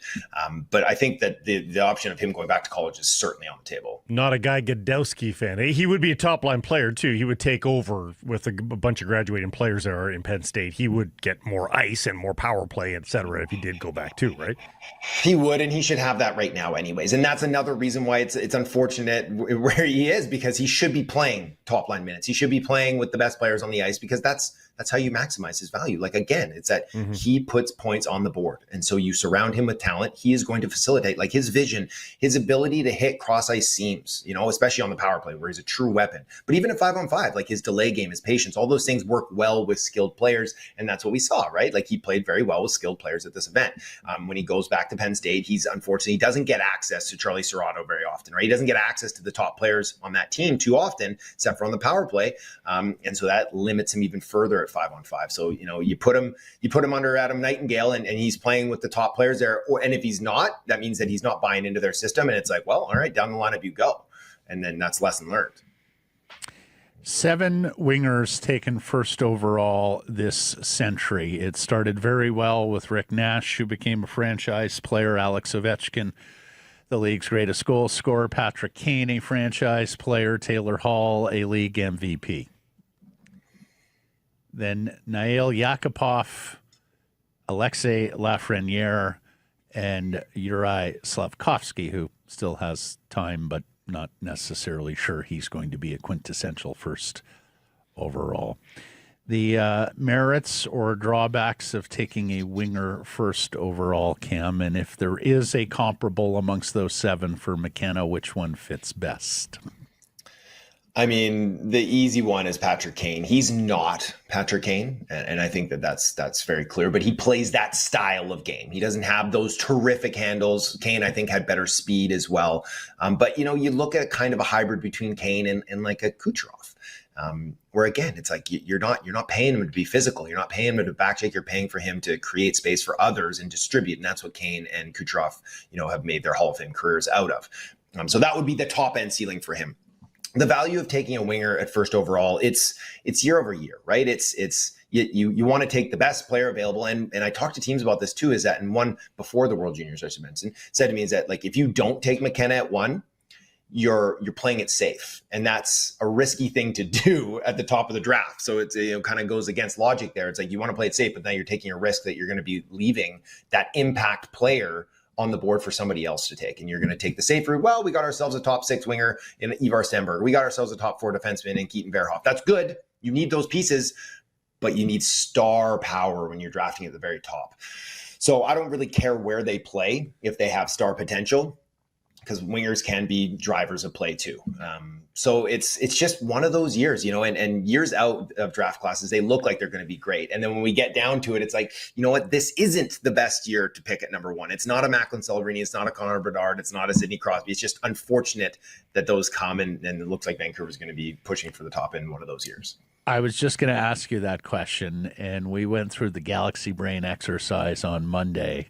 If you're Canucks and you land first overall, and someone at number 2 or number 3 is interested in moving up, is this the year where you actually trade out of number 1, let somebody else make the decision between these 2 guys or these 3 guys, and pick up assets to take one of the leftovers, not having to make the difficult choice? And for a player that gets compared to a little, or not the style of play, but Lafreniere has been compared to the risk level for Gavin McKenna. In that draft, Ottawa goes 3 and 5. They get Stützle and Sanderson, the 2 best players. That would sound pretty good to Vancouver Canucks fans, right? Absolutely. It's not going to happen. Like, no one's going to be like, hey, we'll give you 3 and 5 for 1 this year. That's just not the class that it is. But the best spot is probably 2 this year, or 3 even potentially. And you let those guys, and you just take the one that's sitting there for you. You're like, great. Because I said this just over the weekend too. You take Ivar Stenberg at number 3, you feel great. You feel very good about your result. You take him at 1, you're like, did we make the right call? Exactly. Now hindsight's going to come into play. So it's like, let's be real here. Vancouver can't win a draft lottery. They can't win one. So as long as they hang around that 2, 3, 4, 5 zone, it's like, it'll all be gravy, and it'll be fine, because I feel strongly that in that group, in that top 5, maybe top 6, you're going to get yourself a very, very good player that should be a top of the lineup player, a top 4 guy, a top 6 guy. So you can't really screw it up. It'd be difficult to screw it up. Do you see Stenberg in the NHL next year? I should have asked him if he was going to stick around with Frölunda. He was too busy partying thereafter. But I think he could. I think he absolutely could. I mean, he gets a point a game right now. He's leading his team in scoring. He's like top 10 in scoring in the SHL right now. I think he could play in the NHL next season. If he sticks around and plays another year in Sweden, I think that's just fine too. But yes, I think among all these players, he is absolutely the one that's closest to NHL ready. And on Verhoff, before we leave the big right shot defenseman ex of the Victoria Royals, I know he didn't play much early in the tournament. Looked pretty darn good in the bronze medal game. You tell me, did he help hurt his stock, neutral stock on Verhoff after seeing him against this competition? I think he helped his stock, maybe not by a massive amount. And I wrote about that in an article that just came out this morning, is that, he came in the 3rd game and never came back out. And I talked to Dale Hunter, I talked to Gardner McDougall, and they raved about, just the attitude, and that they couldn't take him out of the lineup, even though he made that one egregious error against Finland in the round robin that ended up at the back of the net. And I was like, is that the last we're going to see of Katon Barhof? And, credit to Dale Hunter and his staff. They put him back out there a few shifts later. And the boys on the bench, you could see when he played a nice straightforward shift, he was coming back, they were fist bumping, they were tapping his head, they were bringing him, lifting him up too. I thought he did well. For a kid who's blessed with massive size, and a cannon of a shot, it was his playmaking offensively that really shined, is that he was able to get up ice and he was making these soft little touch passes into space for the guys to step into and create those high danger chances. And we didn't really get to see him use his shot at all. And then in the defensive zone, a little bit chaotic. He's a raw player. He can get chasing a little bit or looking for that big hit, but generally I think he handled the bright lights and the big situations there positively, and teams are going to respect that and they're going to appreciate that. So I do think that he, at the very least, it was neutral. He's still holding strong in that, top 3 window. But I think that his performance there and just his attitude, he's a great kid. He's a really positive kid. And the resiliency after making a bad mistake like that to get back out there and still play well and keep the tournament moving in a positive direction it's good. Is it possible to grade Braeden Cootes' World Juniors? There wasn't a lot asked of him. Couple goals, which is nice. But, he didn't have the ice time and the sort of the role that many people wanted. Yeah, Cole Reshny kind of took the role that he would have hoped to have landed, right? And it came down to it. I mean, Reshny won he won something like 66% of his draws in the tournament. He took a ton of them too. So kudos to him. And he came up with some big goals too. But I think Cootes did well in the roles that they asked him to play, right? Like some nights it was 6 minutes and it's like he was clean through those 6 minutes. He did make one mistake too where I was like, oh, it was at the end of Cootes. But generally he played well. He's just, at this stage as an 18-year-old, he just wasn't, he's not big enough, he's not fast enough, he's not skilled enough to really force the hand to get up the lineup. And so he had that Swiss Army knife. I was like, is he going to be the 13th forward? Is he going to be the 14th forward? He had himself a regular shift on the 4th line, right? Like he was the 12th forward, arguably. Mm-hmm. And I think that that's good for him. He'll play a big role on this team next year, and he'll play up the lineup, and he'll be tasked with more defensive responsibility and hopefully a little more offensive responsibility too. But again, I think it was a fine tournament for him, and he produced in the moments that he got an opportunity, and then he was safe for the majority of the time afterwards. How much will the trade to Prince Albert help him, Cam? You watch those numbers pop. PA is a good team. It's a veteran team. They got a lot of skill there. Daxon Rudolph's on that team, a really top-end draft-eligible defenseman too. He didn't have a ton to work with in Seattle. We talked about it last year. That's why his numbers were muted. They're fine this year too, taking a little bit of step forward. But yeah, he's stepping into a good situation. Like that team. Kelowna is hosting the Memorial Cup this year, and there's going to be a dogfight for the other team coming out of the West. And I think PA is right in the mix for that too. They did some good adding there by bringing in Cootes. And so yeah, I think it's going to do him well in the back half of the season, and he's going to now have himself hopefully a lengthy playoff run and build off that experience as he tries to push for the Canucks next year. Before we move on to the Canucks, where did Canada go wrong in this tournament, Cam? I've had many conversations with many people about this. And if you watch that game against the Czechs in semifinals, they were beat by a team. They were beat by a collection of players pulling on the same rope, knowing what they needed to do to get it done. And they did it. And they kind of neutered Canada's best assets there. Like, did we ever see guys punt the puck as much as we saw Canada in that semifinal game, just flipping it out to the neutral zone? Like they just couldn't break the pressure. And it's because, no, I won't put everybody into this boat, because there were guys that were buying in on that team too, but there was a lot of individuals. There was a lot of individuals trying to do individualistic things and try to create through that, rather than playing kind of that traditional north-south, hard-nosed Canadian hockey. I know a lot of people are like, go back to just running these guys out of the building and blast them through the end boards. And it's like, that's not realistic anymore, just by the way that the skill on the other teams, that they can move pucks away from you quick enough. And also that the calls, right? A kid like Katon Barhof, they put the handcuffs on him. Like, why'd you bring him if you weren't going to let him step up and be that really physical force and play his game? Because now all of a sudden he's being typecasted as like a defensive defenseman. That's not his role. He's not out there. And we saw it, that Ben Danford and Katon Barhof pairing was getting the spun in the rinse cycle basically every shift. So I think that they weren't utilizing their players to the best of their abilities. We saw that a little bit last year. It wasn't as bad, but also I just didn't think that there was a complete buy-in for this team on what they needed to do structurally to succeed against those good teams like Czechia. And then we saw what the Swedes did against the Czechs. They did the same thing that the Czechs did to the Canadians. They picked them apart and they played as a complete team. And this is what they do best. This is how we'll take it away from them. And they stayed in that structure and they did it. Did you see any of the Vancouver Canucks people there scouting the tournament?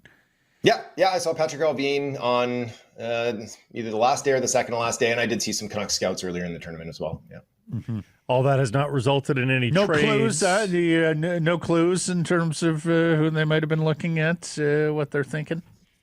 No, didn't chat with Patrick. Probably wouldn't have given me too much anyways, even if I did. But no glimmer. But you can guess. You can guess who they were looking at, right? There was 4 of the top 5 draft picks likely were at this event, including Chase Reed. So there's definitely guys for them to be watching from a few teams. All hands on deck at their practice in Detroit. So nothing changing there. But we saw they are still all hands on deck. Minus all the guys who are missing: Rossi, Garland, Hedel, Bluger. Right, the usual injured guys. Yes. Yeah. No, but nobody's been traded, is my point. Okay. But they were themselves again last night versus the Buffalo Sabres. This is getting to the point where it's pretty tough to watch, and really it feels like trades are the only thing that's pushing the narrative of the season forward here, Cam. Yeah, and are they going to make too many more trades is the big question, right? Is that we keep hearing is that they want to, not from their mouths so much recently, but it does seem to be leaking out that this doesn't seem to, they don't have a lot of desire for this to be a long rebuild. It wants to be a quick turnaround. And you look at this team and it's like, it's pretty, you have to be pretty delusional to look at that team and be like, this is a quick turnaround team. Yes, you have some good pieces. Yes, Z Bouillon, Tom Wielander, you've got Lekirmak. You still hope that Elias Pettersson is going to be, the player that he could be or was. So you definitely have pieces, but, you look around the league at what other teams have that are in the mix for a Stanley Cup, and they are so far away from that, is that you need to maximize the assets you have now to try to start that rebuild. And so, the fact that they made a very substantial offer to Kiefer Sherwood is concerning. Is the fact that it's like, yes, he's a good player. He's a very unique player. He's probably a guy in the room that you want to keep around the team, but you want to keep around the team as they're moving upwards, not as they're moving backwards. As a 30-year-old who is, clicking at 18% or whatever he's shooting at right now, is that these chances to bring in value in trades don't happen every year. And, they wasted one last year because they're too close to the playoff picture. Are they going to waste it again now just because they want a quick turnaround? And they're like, you know what? What's another veteran? It'll help us moving forward. And, when we're good again next year. And quite frankly, I think that you're lying to yourself if that's what you're thinking. We've been talking a little bit in the Sherwood realm, taking our cues from the Hughes trade for Minnesota, where, there was a first-round pick involved there, but it was more yellow than green bananas in Rossi, Bouillon, and Ogrren, who are all NHL players. Yeah. Where are you on that, Cam? Like, should they be happier to take a 23, 24-year-old who, hasn't yet established himself as a higher-end NHL or a top 6 or a top 4 guy, but still has some pedigree and still has some hope of getting there? Or should they be more inclined to look at first-round picks in this 2026 draft? What do you think provides better value for them? Well, again, it's a matter of what they're going to do after that too, because if they're not going to tear it down, if they're not going to take the long road and be like, we're going to be bad for 2 or 3 years, and then we're going to start to rebuild. Because if you're going to do that, then you take the first-round picks. You take the 19-year-old, the guy that's already been drafted in the first round. You go for those players that you bet on their big upside. If you go for a 23, 24-year-old who hasn't been able to figure it out in the NHL, odds are they're not going to figure it out in the NHL. Or if they do, they're not going to come close to the ceiling that they had when they were a first-round draft pick, 5 years earlier. So you're definitely muting your return in that regard. But that's what I expect will happen. You look around the league, what some of the trades that have happened, like Mason Marchment, like a second and a fourth. You're telling me that Kiefer Sherwood isn't going to demand more than that in a trade? He's on pace for nearly 30 goals. His uniqueness in a playoff situation where he hits everything that moves, he leads the league in hits. Like there should be a lineup of teams that are willing come that March 6th deadline to hand a first round pick plus for a player like this, just from what we've seen historically, what players go for. Scott Laughton went for a first plus last year.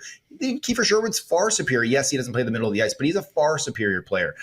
Doesn't have term on his deal. That's kind of the issue here. So you need to get creative in however you want to maximize that return, whether it's with an extension, whether it's with retention, whether you add on something as well yourself. Here, we'll give you Sherwood and we'll give you a third. So we get a first and a prospect. However you want to look, take a contract back. And that's another thing. When you're bad, you should have cap space. And then you hand me over your crummy player so I can also get your top prospect and you can have Kiefer Sherwood. And then we'll just sit on this crummy player who get paid too much because it doesn't matter. We're bad already. We talked about that in the first segment. If the delay in this is because the Canucks just want to make a hockey trade, then they got the wrong guys running this organization. You have to get creative here. You have to be willing to take back bad money, bad contracts, especially if it's expiring. But even if it's just for next year, if it can goose the return you get for Is sure. it unfair to label Niels Höglander as a bad contract yet? No, I don't think that's a bad contract. I think that there's still upside with that player. We saw it, it's been a tough sledding here the last 18 months for him. But I wouldn't call that a bad contract. But, he's one of these players that I think that once you move out some of these veterans, he has an opportunity to get back into the top 6 and maybe he can show some things and maybe he can be a piece for you long term, or maybe now he's a piece that you can flip and actually get something for. But let's be honest here. You look at the East, almost everybody's still in it. Right? There's a ton of teams in the West that are still in it. It is buyers galore and very few sellers. The easiest job in the world right now should be able to sell assets. Good point. As we get right. And if you're not able to sell assets, like they weren't able to sell assets last year, even though apparently they tried. If you can't sell assets this year when you're at the very bottom of the standings, it's like that's got to be the easiest part of your job as a GM. And so now we're getting to the point. It's like if you can't pull that off, well, how are you going to rebuild this team? How are you actually going to pull that off? Late in the third period, as they're mounting that weak comeback attempt, the Canucks themselves were 6 points back. Now we know they're not going to make the playoffs, but when the Canucks themselves are only 6 points back of the playoff bar, that tells you that everybody else is probably looking at the standings and going, "Hey, I think we got a chance," right? So you're right. There should be a bevy of buyers, especially for palatable deals like Sherwood's in particular. Like Sherwood should be sellable to 25 teams right now. He makes $1.5 million. Like there's literally no one out there that everybody can just absorb that contract, basically no problem. If you want the Canucks to eat $700K, well then eat the $700K. That's great. Sure. Who cares? And then we'll toss us an extra 3rd round pick for it too. Like he should be literally the most like marketable asset on the market right now. Like it should be easy to sell him. And now I'm not sitting there in the GM's chair, and we know that rival GMs will throw anvils, but they should also know, hey, if I don't step up and get this guy, someone else will. Like if you're Dallas and you're like, do I want Colorado to get this guy? Do I want Minnesota to get this guy? Do I want to be facing him in the playoffs? No, I want to go and make sure that I'm the guy who gets him so that we can, have that impact in our roster. Are we done there? I wanted to ask you one more. Go ahead. Liam Ogrren. Are you starting to get encouraged a little bit? 5 points in 11 games is not all world pace here, but he's not getting a ton of ice time, so that's in 11 and a half minutes of ice time. I mean, I'm falling in love. Yeah, I know it's usually me that falls in love with the Euro, prospects on this team. But look at this guy, and he's blushing over Liam Ogrren. What do you think? I mean, I've loved that kid for years. I was a believer in him. I didn't think that it was real that whatever 1.18 games would he ever had in Mini. I thought it was circumstantial. Zero. It was deployment. Yeah. Zero. Was it zero? Yeah. It was zero. Sorry, Liam. I tried to give you a phantom apple there. He probably got robbed out of a second assist somewhere, but. I think that I still believe that he has the upside to be a really very useful top 9 winger who has some brute strength, who has some outside speed, the kid's got a shot. Like he has a heavy release. I think he can make plays. I think that he can play defensively. So I am still very much in the camp that this is going to be an asset for Vancouver. And like a lot of people looked at it right away. I was like, kind of a toss in player there, the former first round pick. No, I think that he could there's a world where he maybe becomes more impactful than Marco Rossi does for this team. For sure. Right? For sure. Well, he's been more noticeable. Small sample size. He can play a power game. He can play a speed game. His hands are pretty good. Yeah, no, I have very high hopes for the young man. And the other thing is you love watch it. Like the confidence is building and you can see it there visibly on the ice. Mm-hmm. Cam, thank you so much for this. Appreciate it. Look forward to next week already, bud. Talk soon, fellas. Carson Price from the historic Wall Center, and we're joined now by the editor-in-chief of the Fourth Period. He is the co-host of DFO Insider each and every Wednesday here on the Nation Network with our buddy Irf Gafar. So it's been a busy day for David Pagnotta. Thanks for fitting us in. How you doing? Happy New Year. Absolutely. Happy New Year, boys. I'm good. Tide has changed in Toronto a little bit where I am right now. And sky isn't falling anymore. Give it 2 L's in a row and then it'll start. But Austin Matthews can play hockey. Yeah, that apparently. Austin Matthews guy, not so bad. Yeah.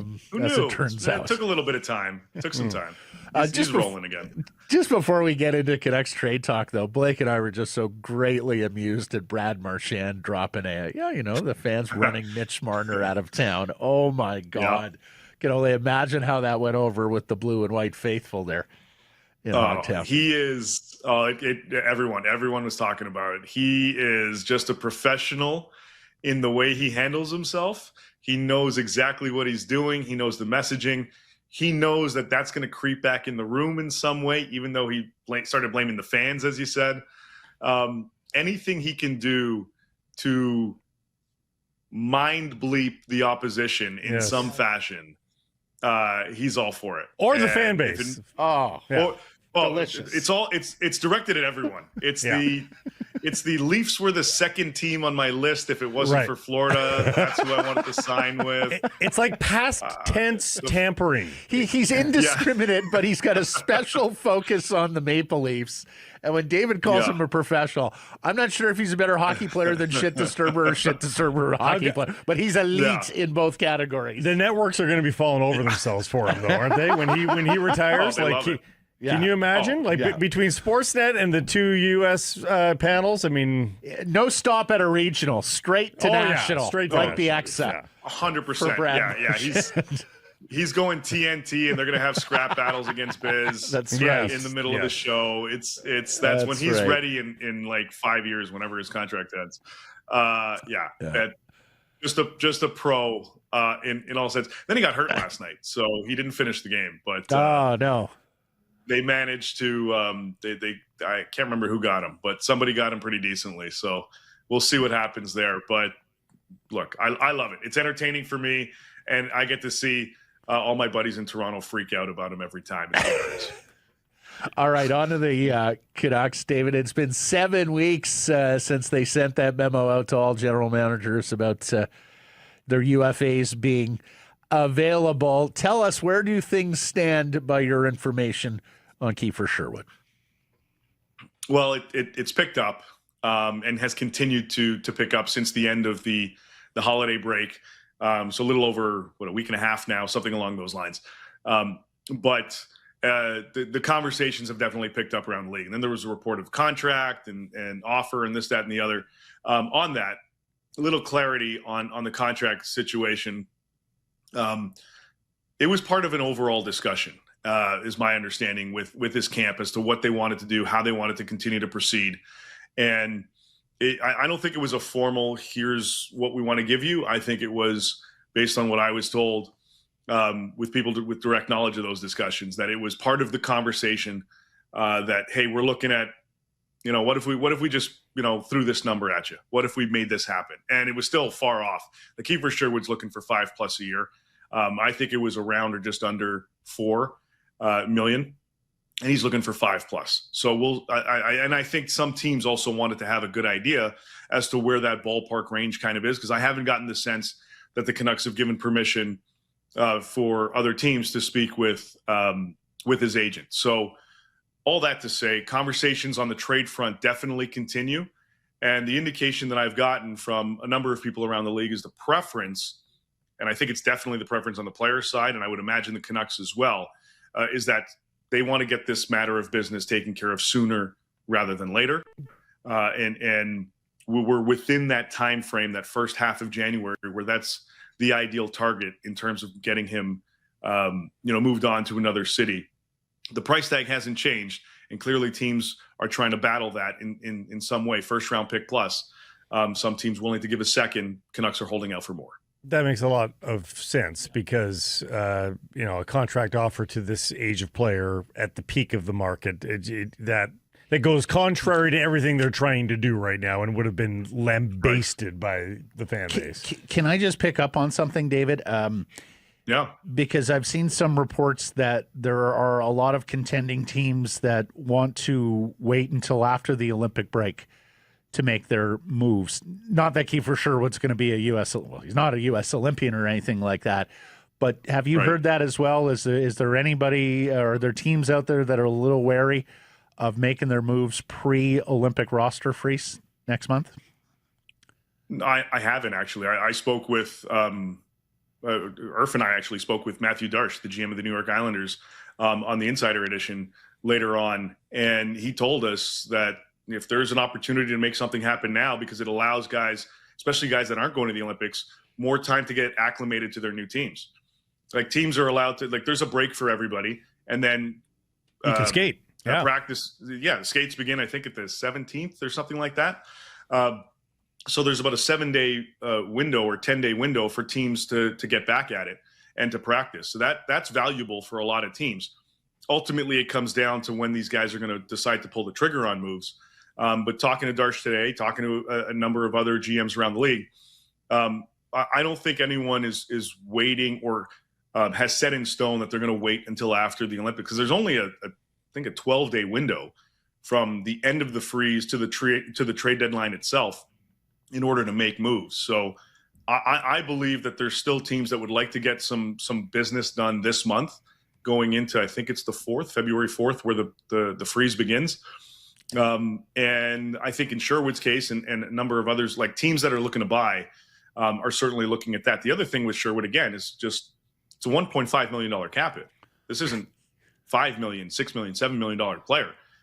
To fit them into the cap, sure, you can wait until the trade deadline and still be fine. But a lot of teams can afford to do this now financially without having to wait extra to accrue additional cap space. So I don't think it's a monetary issue. I think it really just comes down to just pure negotiations. Who's going to budge first, and is somebody willing to give the Canucks the price that they're looking for? Yeah, February 4th to 22nd is the roster freeze. So if you're allowed to get back on the ice February 17th, then conceivably you want to make that deal beforehand, right? Because it gets your guy 5-6 days. Meshed a little bit more, and then March 6th for the trade deadline, which is in fact 12 days after the end of the roster freeze on the 22nd. We've asked you a lot about Evander Kane over the last month or so, and that file doesn't seem to be moving. There's not a lot of nibbles. You can correct us if we're wrong there, but you look at the other vets, and hey, there's been prominent healthy scratches. Kane has been one of them, but so is Jake DeBrusk. Now he's woken up because of that healthy scratch, and the production is there. He's got trade protection, and nobody is pushing Jake DeBrusk out of town by any stretch of the imagination. But he's an asset that has some value. And if Jake DeBrusk thought the Vancouver Canucks were on the upswing and wanted to join a playoff contender, that's been a disappointment for him, I'm sure, this season. Is there something there for Jake DeBrusk, maybe a mutual desire to find a new home for Jake DeBrusk, despite the fact that, again, that nobody's got a terrible problem with the player? No, nobody does. This isn't them trying to create a narrative where they want to move him out and force his hand to waive his no movement clause. And by the way, yes, on Evander Kane, nothing's really picked up on that front. If something does happen there, probably closer to the actual trade deadline, if there's anything that moves in that regard. But back to DeBrusk, talking to so after he was scratched, and that was primarily performance-based. Obviously, when something like that happens, teams start to poke around, say, oh, you're scratching this guy. Where's your thought process? Where are you guys at? How's the relationship? How are you viewing the player? You've already moved Quinn. You're moving other guys. You're willing to listen on a variety of guys. Is he somebody you're willing to listen on? And the indication that I've been given is yes, Jake DeBrusk is a player that they are willing to listen on. I don't know what the price tag is. I don't know what the asking price is to this extent. I think it's still relatively early, but the notion that I've gotten from other teams is that there's at least a willingness to have that conversation. And then if it starts to tickle their fancy, then they'll bring it up the food chain, and the food chain includes DeBrusk himself because he's got full say with the no move. But from what I've been told from other teams, there's a willingness to listen on that front. Is that contract length or number completely palatable for a lot of teams, or would there be retention needed in that case? I don't think there's there'd be a need. I don't think there'd be a desire to retain on it from the Canucks perspective, but I think it's a palatable contract. If you believe in his capabilities, if you believe and accept the fact that he is a roller coaster type of player in terms of production, you're going to get spurts that are really good and spurts that are a little soft, numbers wise. But I think there's an understanding as to the type of player he is. He generated a lot of interest when he was a free agent. There are teams that still view him as a quality top 6 second line type of asset that they can have from a secondary scoring role. So I think there's going to be, or there would be decent interest in this player, and I don't think the contract is a deterrent at all. David, we've heard some smoke out of Edmonton this past week. Of course, that's where Jake's from. That's where his dad continues to call hockey games. They are trying desperately to move Andrew Mangiapane out the fold and are one of the cap-tight teams amongst the contenders. Do you think there's any kind of fit here with Mangiapane in the 3.6? Heading out, maybe even heading to Vancouver with DeBrusk going the other way, and the Canucks reap the benefits of whatever DeBrusk's trade value is and whatever they may get for taking Mangiapane off Edmonton's hands. I don't. So a couple things on that. I think if the Canucks are moving DeBrusk, they're going to want somebody that fits their hybrid rebuild, whatever they called it. In terms of bringing somebody in that's in the early to mid 20s range, that's controllable. I don't know necessarily. I don't think, this is my guess, that Mangiapane is a player that would be overly attractive to the Vancouver Canucks right now, especially if you're moving a guy like DeBrusk out. Yes, you're right. Edmonton wants to get rid of him. They want to find him a new home. It hasn't worked there. He's had a couple. This is now his second season where he's been on a bit of a slump, hasn't been able to find his game because he's been bounced around a lot. They thought it would be an immediate fit with the Oilers in their top 6. It didn't work. He's been bounced around the lineup, just hasn't found his game. Now, he has a full no trade as well. And for him, it's more of finding the right fit for him, whether it's a contender, whether it's a team that's on the upswing, whether it's a rebuild, whatever, to reclaim his game because he's got another year on his contract. So he wants to kind of get back to the player he was prior to going to Washington a couple seasons ago when he was a lot more productive. So he wants to build that up. And I don't know if Vancouver is the right fit. I don't believe so. And I just don't see a correlation between a DeBrusk Mangiapane type of move. Now, would the Oilers have interest in DeBrusk? I believe they would. I just don't know how they would be able to pull that off. Mangiapane aside, this might have to be another type of deal. Are you purporting that a scoring winger would like to have a centerman? Is he being picky like that? He might just be a better player with the centerman. I was thinking aloud here, workshopping. Might work. It might work. That's never a bad thing. If you can build a little bit of chemistry with your line mates, especially at the dot, that's not bad. The pivot guy usually helps, but we'll see kind of how this goes. Yeah, well, the one thing I'm wondering, David, when you mentioned controllable players in their early to mid 20s, Rutherford has given voice to that a lot. They give voice to that profile of player a lot more than they even mention first-round picks. And I do wonder if they're hoping for a banana that's a little more yellow than green in a Kiefer Sherwood deal, right? Yeah. I mean, again, whatever ends up coming back in this, and again, the ask is like that's the value description. So first round pick plus, yes. or equivalent value, or equivalent, right? Which you've used with us in the past. To be fair, yes, absolutely. Because if it means bringing a prospect who's on the cusp, who has first round value, then I think the Canucks would be all over that type of a return. Again, it hasn't happened yet, so they haven't gotten that, and at least not to whom they like. But if it's not the pick itself, they're looking at guys. And this also goes for some of if they do move out other players that have added value to their game. This hybrid retool, rebuild, whatever. The picks are great, and they've got 2 now in the first round. If they can add a third, awesome. That's even better for them. But at the same time, if not, still having players that are on the cusp, on the verge of being NHL players or are already proven, then that's kind of, it sounds like the direction that they're going in, with obviously visible from the Quinn Hughes trade, but also with how they're having conversations with other teams involving some of their other assets, Connor Garland included. They're not looking to necessarily move out wholesale changes with Garland, with DeBrusk, with Petey, with whomever. But if they do get into those heavy conversations with these players, and there seems to be a willingness for those guys and others as well to listen on, then those are the caliber of assets that they're looking to have come back in a return.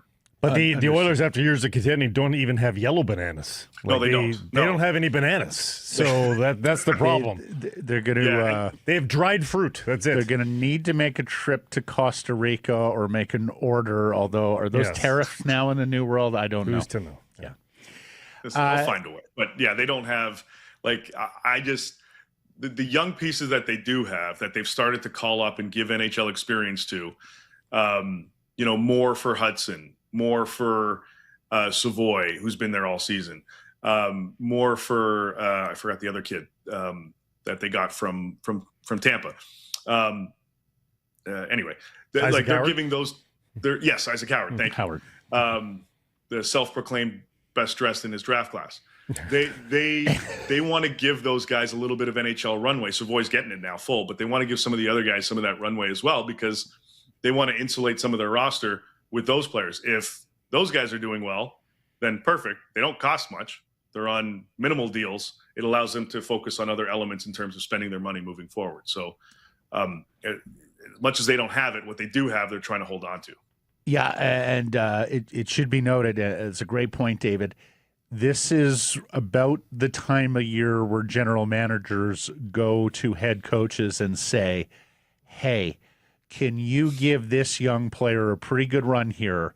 Because I want to know by the deadline whether this is someone who's going to help us now or figures as a good part of our future, or if this is somebody who is pliable, somebody that we are willing to move to try and get a better or more veteran player for our Stanley Cup playoff run. Dallas did it last year with Maverick Bourque, or at least Dallas wanted to do it with Maverick Bourque. I'm not sure Pete DeBoer played him as much as Jim Nill would like, but there are those sorts of situations that I think are going to play out here around the National Hockey League with younger guys on the cusp, guys who've got pedigree but are playing lower in the lineup or not playing much at all as they get opportunity.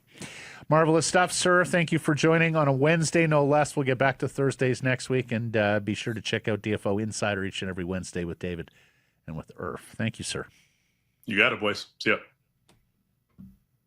Sekeres and Price from the historic Wall Center in the Pacific Toyota Dealer Studio, built by Arbor Lee. Game night, turn it into a game weekend. Make that ticket a downtown getaway here with a special Sekeres and Price rate at the Wall Center. Book 604-331-1000. Say you heard it here. Some blackout date supply based on availability. Well, earth-shaking news from the National Football League, where John Harbaugh is out as head coach of the Baltimore Ravens after 18 seasons, 12 playoff appearances, and a Super Bowl. Oh, wait, he's just been hired. He has become the most in-demand candidate in the NFL coaching cycle. His agent, and remember, agents are paid advocates who are not under sworn oath, says 7 teams have already reached out, meaning even if all 6 teams with vacancies reached out, there is still at least one other team out there considering firing their guy to hire John Harbaugh. Oh, that was obvious. The minute that happened, people were like, that guy is way better than our guy. Way better than our guy. Harbaugh's Ravens lost that Sunday Night Football showdown with Pittsburgh for the AFC North title and a playoff spot against his longtime rival, Mike Tomlin, the embattled head coach of the Pittsburgh Steelers. They were the 2 longest tenured coaches in the NFL. They had faced each other 40 times. The kick. Exactly. And half of those games were decided by the field goal, including this last one. It is truly one of the great memes in NFL social media history. For those of you not on visual platforms, there's a photo of the last-second field goal going wide right. Wide right and wide left are both labeled Harbaugh fired. Yes. In between the posts, Tomlin fired. Yeah. Really, really good. Harbaugh reportedly didn't want to fire his offensive coordinator, Todd Monken. And the relationship with Lamar Jackson seems to have soured here. That's the first and foremost, and that's where it makes sense. And we've said this countless times. We sort of said it about Alain Vigneault. When a coach is fired, doesn't mean the coach is a bad coach. Sometimes you can't gut 12 guys off your team as easily as you can fire the coach. And when one of those guys that needs a break from the coach is your starting quarterback MVP candidate, you got to make tough decisions. Yep. Sometimes messages get stale, coaches get tuned out, relationships run their course. There was a piece in the Baltimore Sun last week that Lamar Jackson does not take particular great care of himself off the field, that he stays up late playing video games, that the Ravens even have to tailor their practice times around Jackson's late rising, which kind of explains some things to me. Harbaugh was 8-4 in the playoffs before Lamar. He was 3-6 in the playoffs with Lamar Jackson. No kidding, huh? Wow. Who's a sensational player, Blake, but may not be quite the level of passer that you need to win a Super Bowl. Wow. He's very good. He's gotten better. But so many of those postseason games where you're just like, if Lamar can make one or two more plays, throwing the ball down the field. All that said, I would bet that under a new coach next year, he's going to want to prove doubters wrong. Because, I hope so. Because if he plays well next year, it sort of proves, it was the coach. Yeah, but he's battled injuries this year. He does run a fair bit, so he takes some hits, and you wonder, how is the body going to hold up, particularly if he's not taking great care of himself away from the facility. So the openings now: Baltimore, the Giants, Cleveland, Atlanta, Tennessee, Arizona, and Las Vegas. 40-year-old Sean White signs a one-year contract extension with the BC Lions, keeping him with his hometown team for an 8th season, 18th overall. The pride of White Rock stood to be an unrestricted free agent next month. This could very well be his final season at age 40, and with those goalposts moving back to the back of the end zone in 2027, of course, we know that is going to require bigger kicking legs, and White is of this uber Canadian veteran, great accuracy, but maybe doesn't have the length that he did as a younger kicker. He led the CFL with a career high field goal percentage of 95% this year, 39 of 41, third straight West Division All-Star. He enters 2026 as the league's all-time leader in field goal accuracy.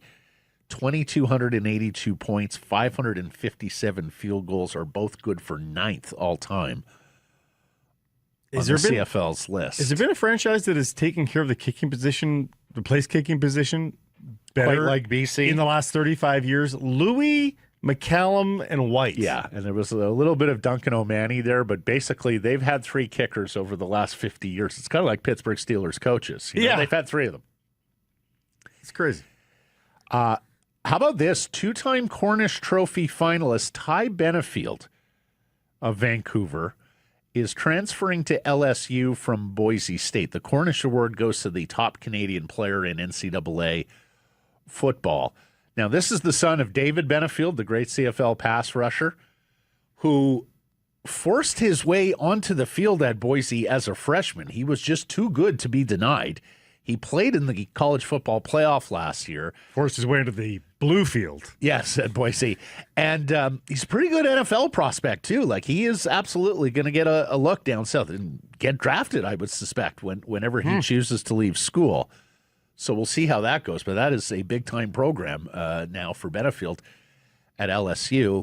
And speaking of them, and lastly, on football here, we've talked about the revolution that NCAA sports is undergoing, Blake, how that has affected junior hockey and maybe even hockey player development more broadly.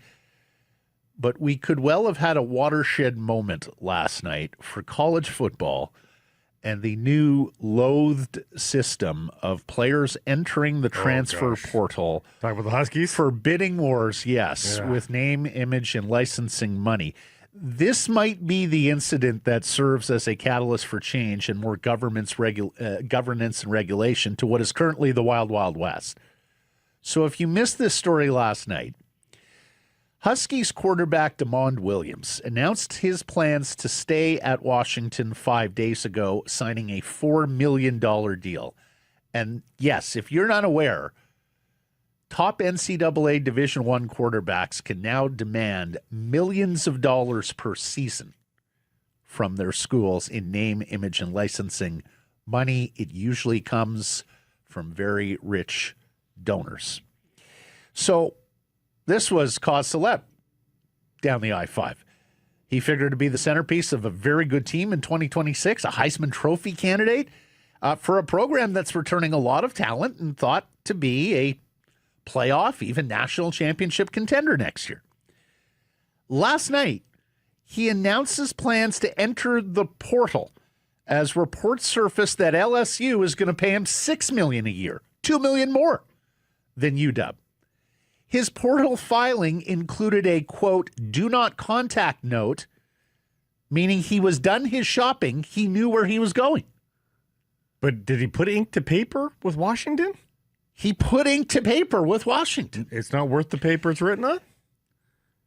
All of this happened last night as many personnel with UW Athletics, including some of his teammates and coaches, were at the memorial service for Mia Hammett, a women's soccer player down there who lost her battle with kidney cancer in November and died at age 21.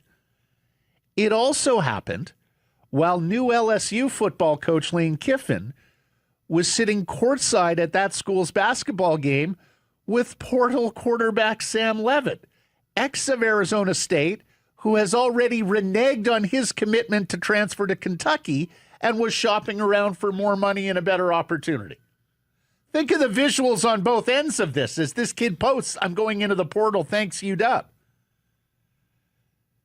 Jeez. The University of Washington says it's going to pursue every legal avenue with Williams, but the damage is done here. Well, you can't put the genie back in the bottle. You can't keep a player who doesn't want to be there. No. And they won't have the legal authority to do so, let alone they want to welcome someone back who would be so heartless, announce his departure when you've got a celebration of life ceremony going on. And the players there will feel like he was quit on them. The NCAA has been asking Congress in the United States to intervene and effectively provide some central authority now that the courts have stripped away theirs and it has become effectively a toothless would-be governing body.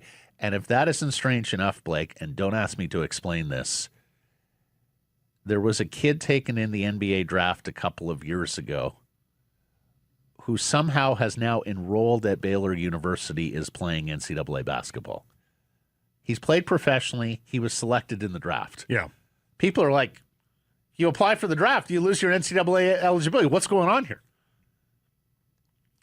There's no rules, basically. Well, you're talking about there's a guy who's the player that went to Australia rather than college, played professionally in Australia, maybe Europe as well. Now is in the G League.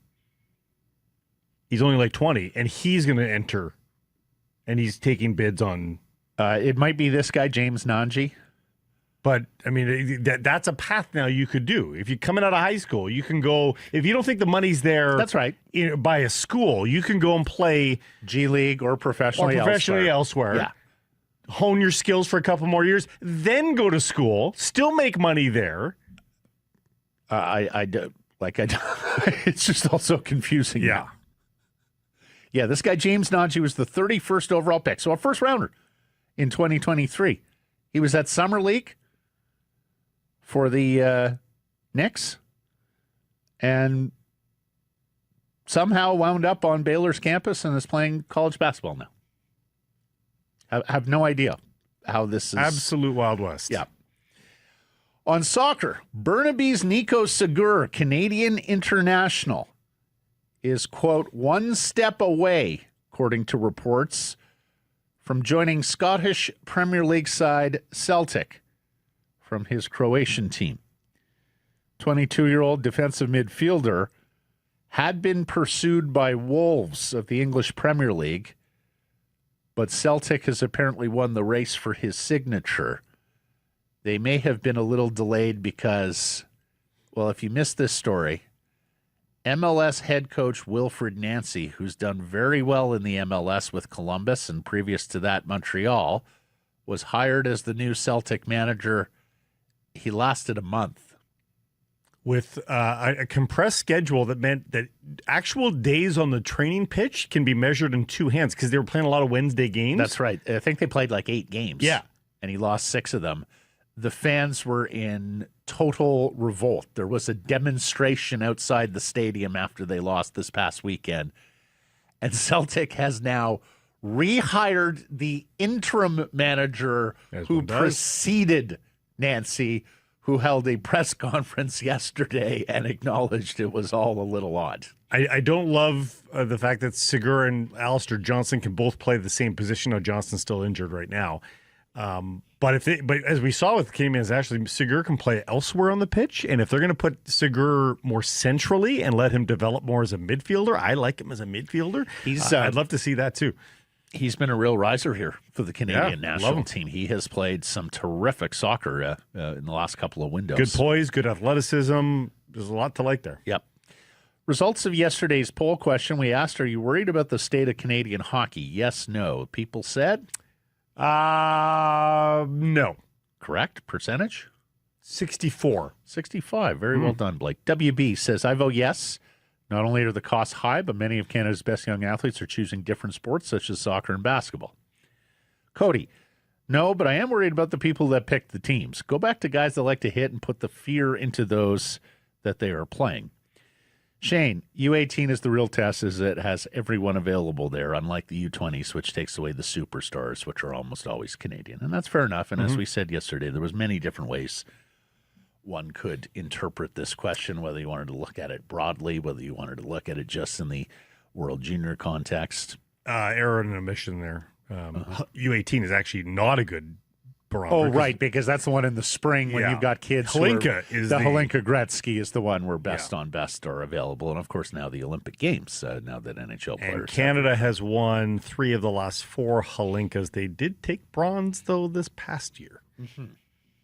Errors and omissions, a couple from, one from yesterday's program, one from Monday. Parker Alcoles, the Canucks defense prospect from Port Moody, I said, has a chance to play in the Memorial Cup after his trade from Edmonton to Kelowna. Well, Kelowna's hosting, so they get an automatic bid. So he will play in the Memorial Cup. And then a couple of days ago, mentioned Jonah Tavai, J.C. Abbott of Three Down Nation, called him the second best defensive tackle in the CFL last year, which of course begs the question, who is the best? And that was Jalon Hutchings of the Calgary Stampeders, who led all defensive tackles and sacks and tackles, and just yesterday signed with the Minnesota Vikings. There was a number of CFL players who signed in the NFL yesterday. That's it for us today. Thank you for spending some time and connecting with the program. Please do subscribe to all our assorted channels, YouTube, and wherever you get your podcasts. Costs you nothing. Follow on social, X, Insta, Facebook, TikTok, YouTube, Blue Sky. We are live on many of those platforms, noon Pacific time weekdays. Programming note, it will be a 10 a.m. start for us on tomorrow, Thursday, January 8th, to account for the early Canucks game in Detroit. And, of course, please do support the community sponsors you hear us talking about. Keep it local.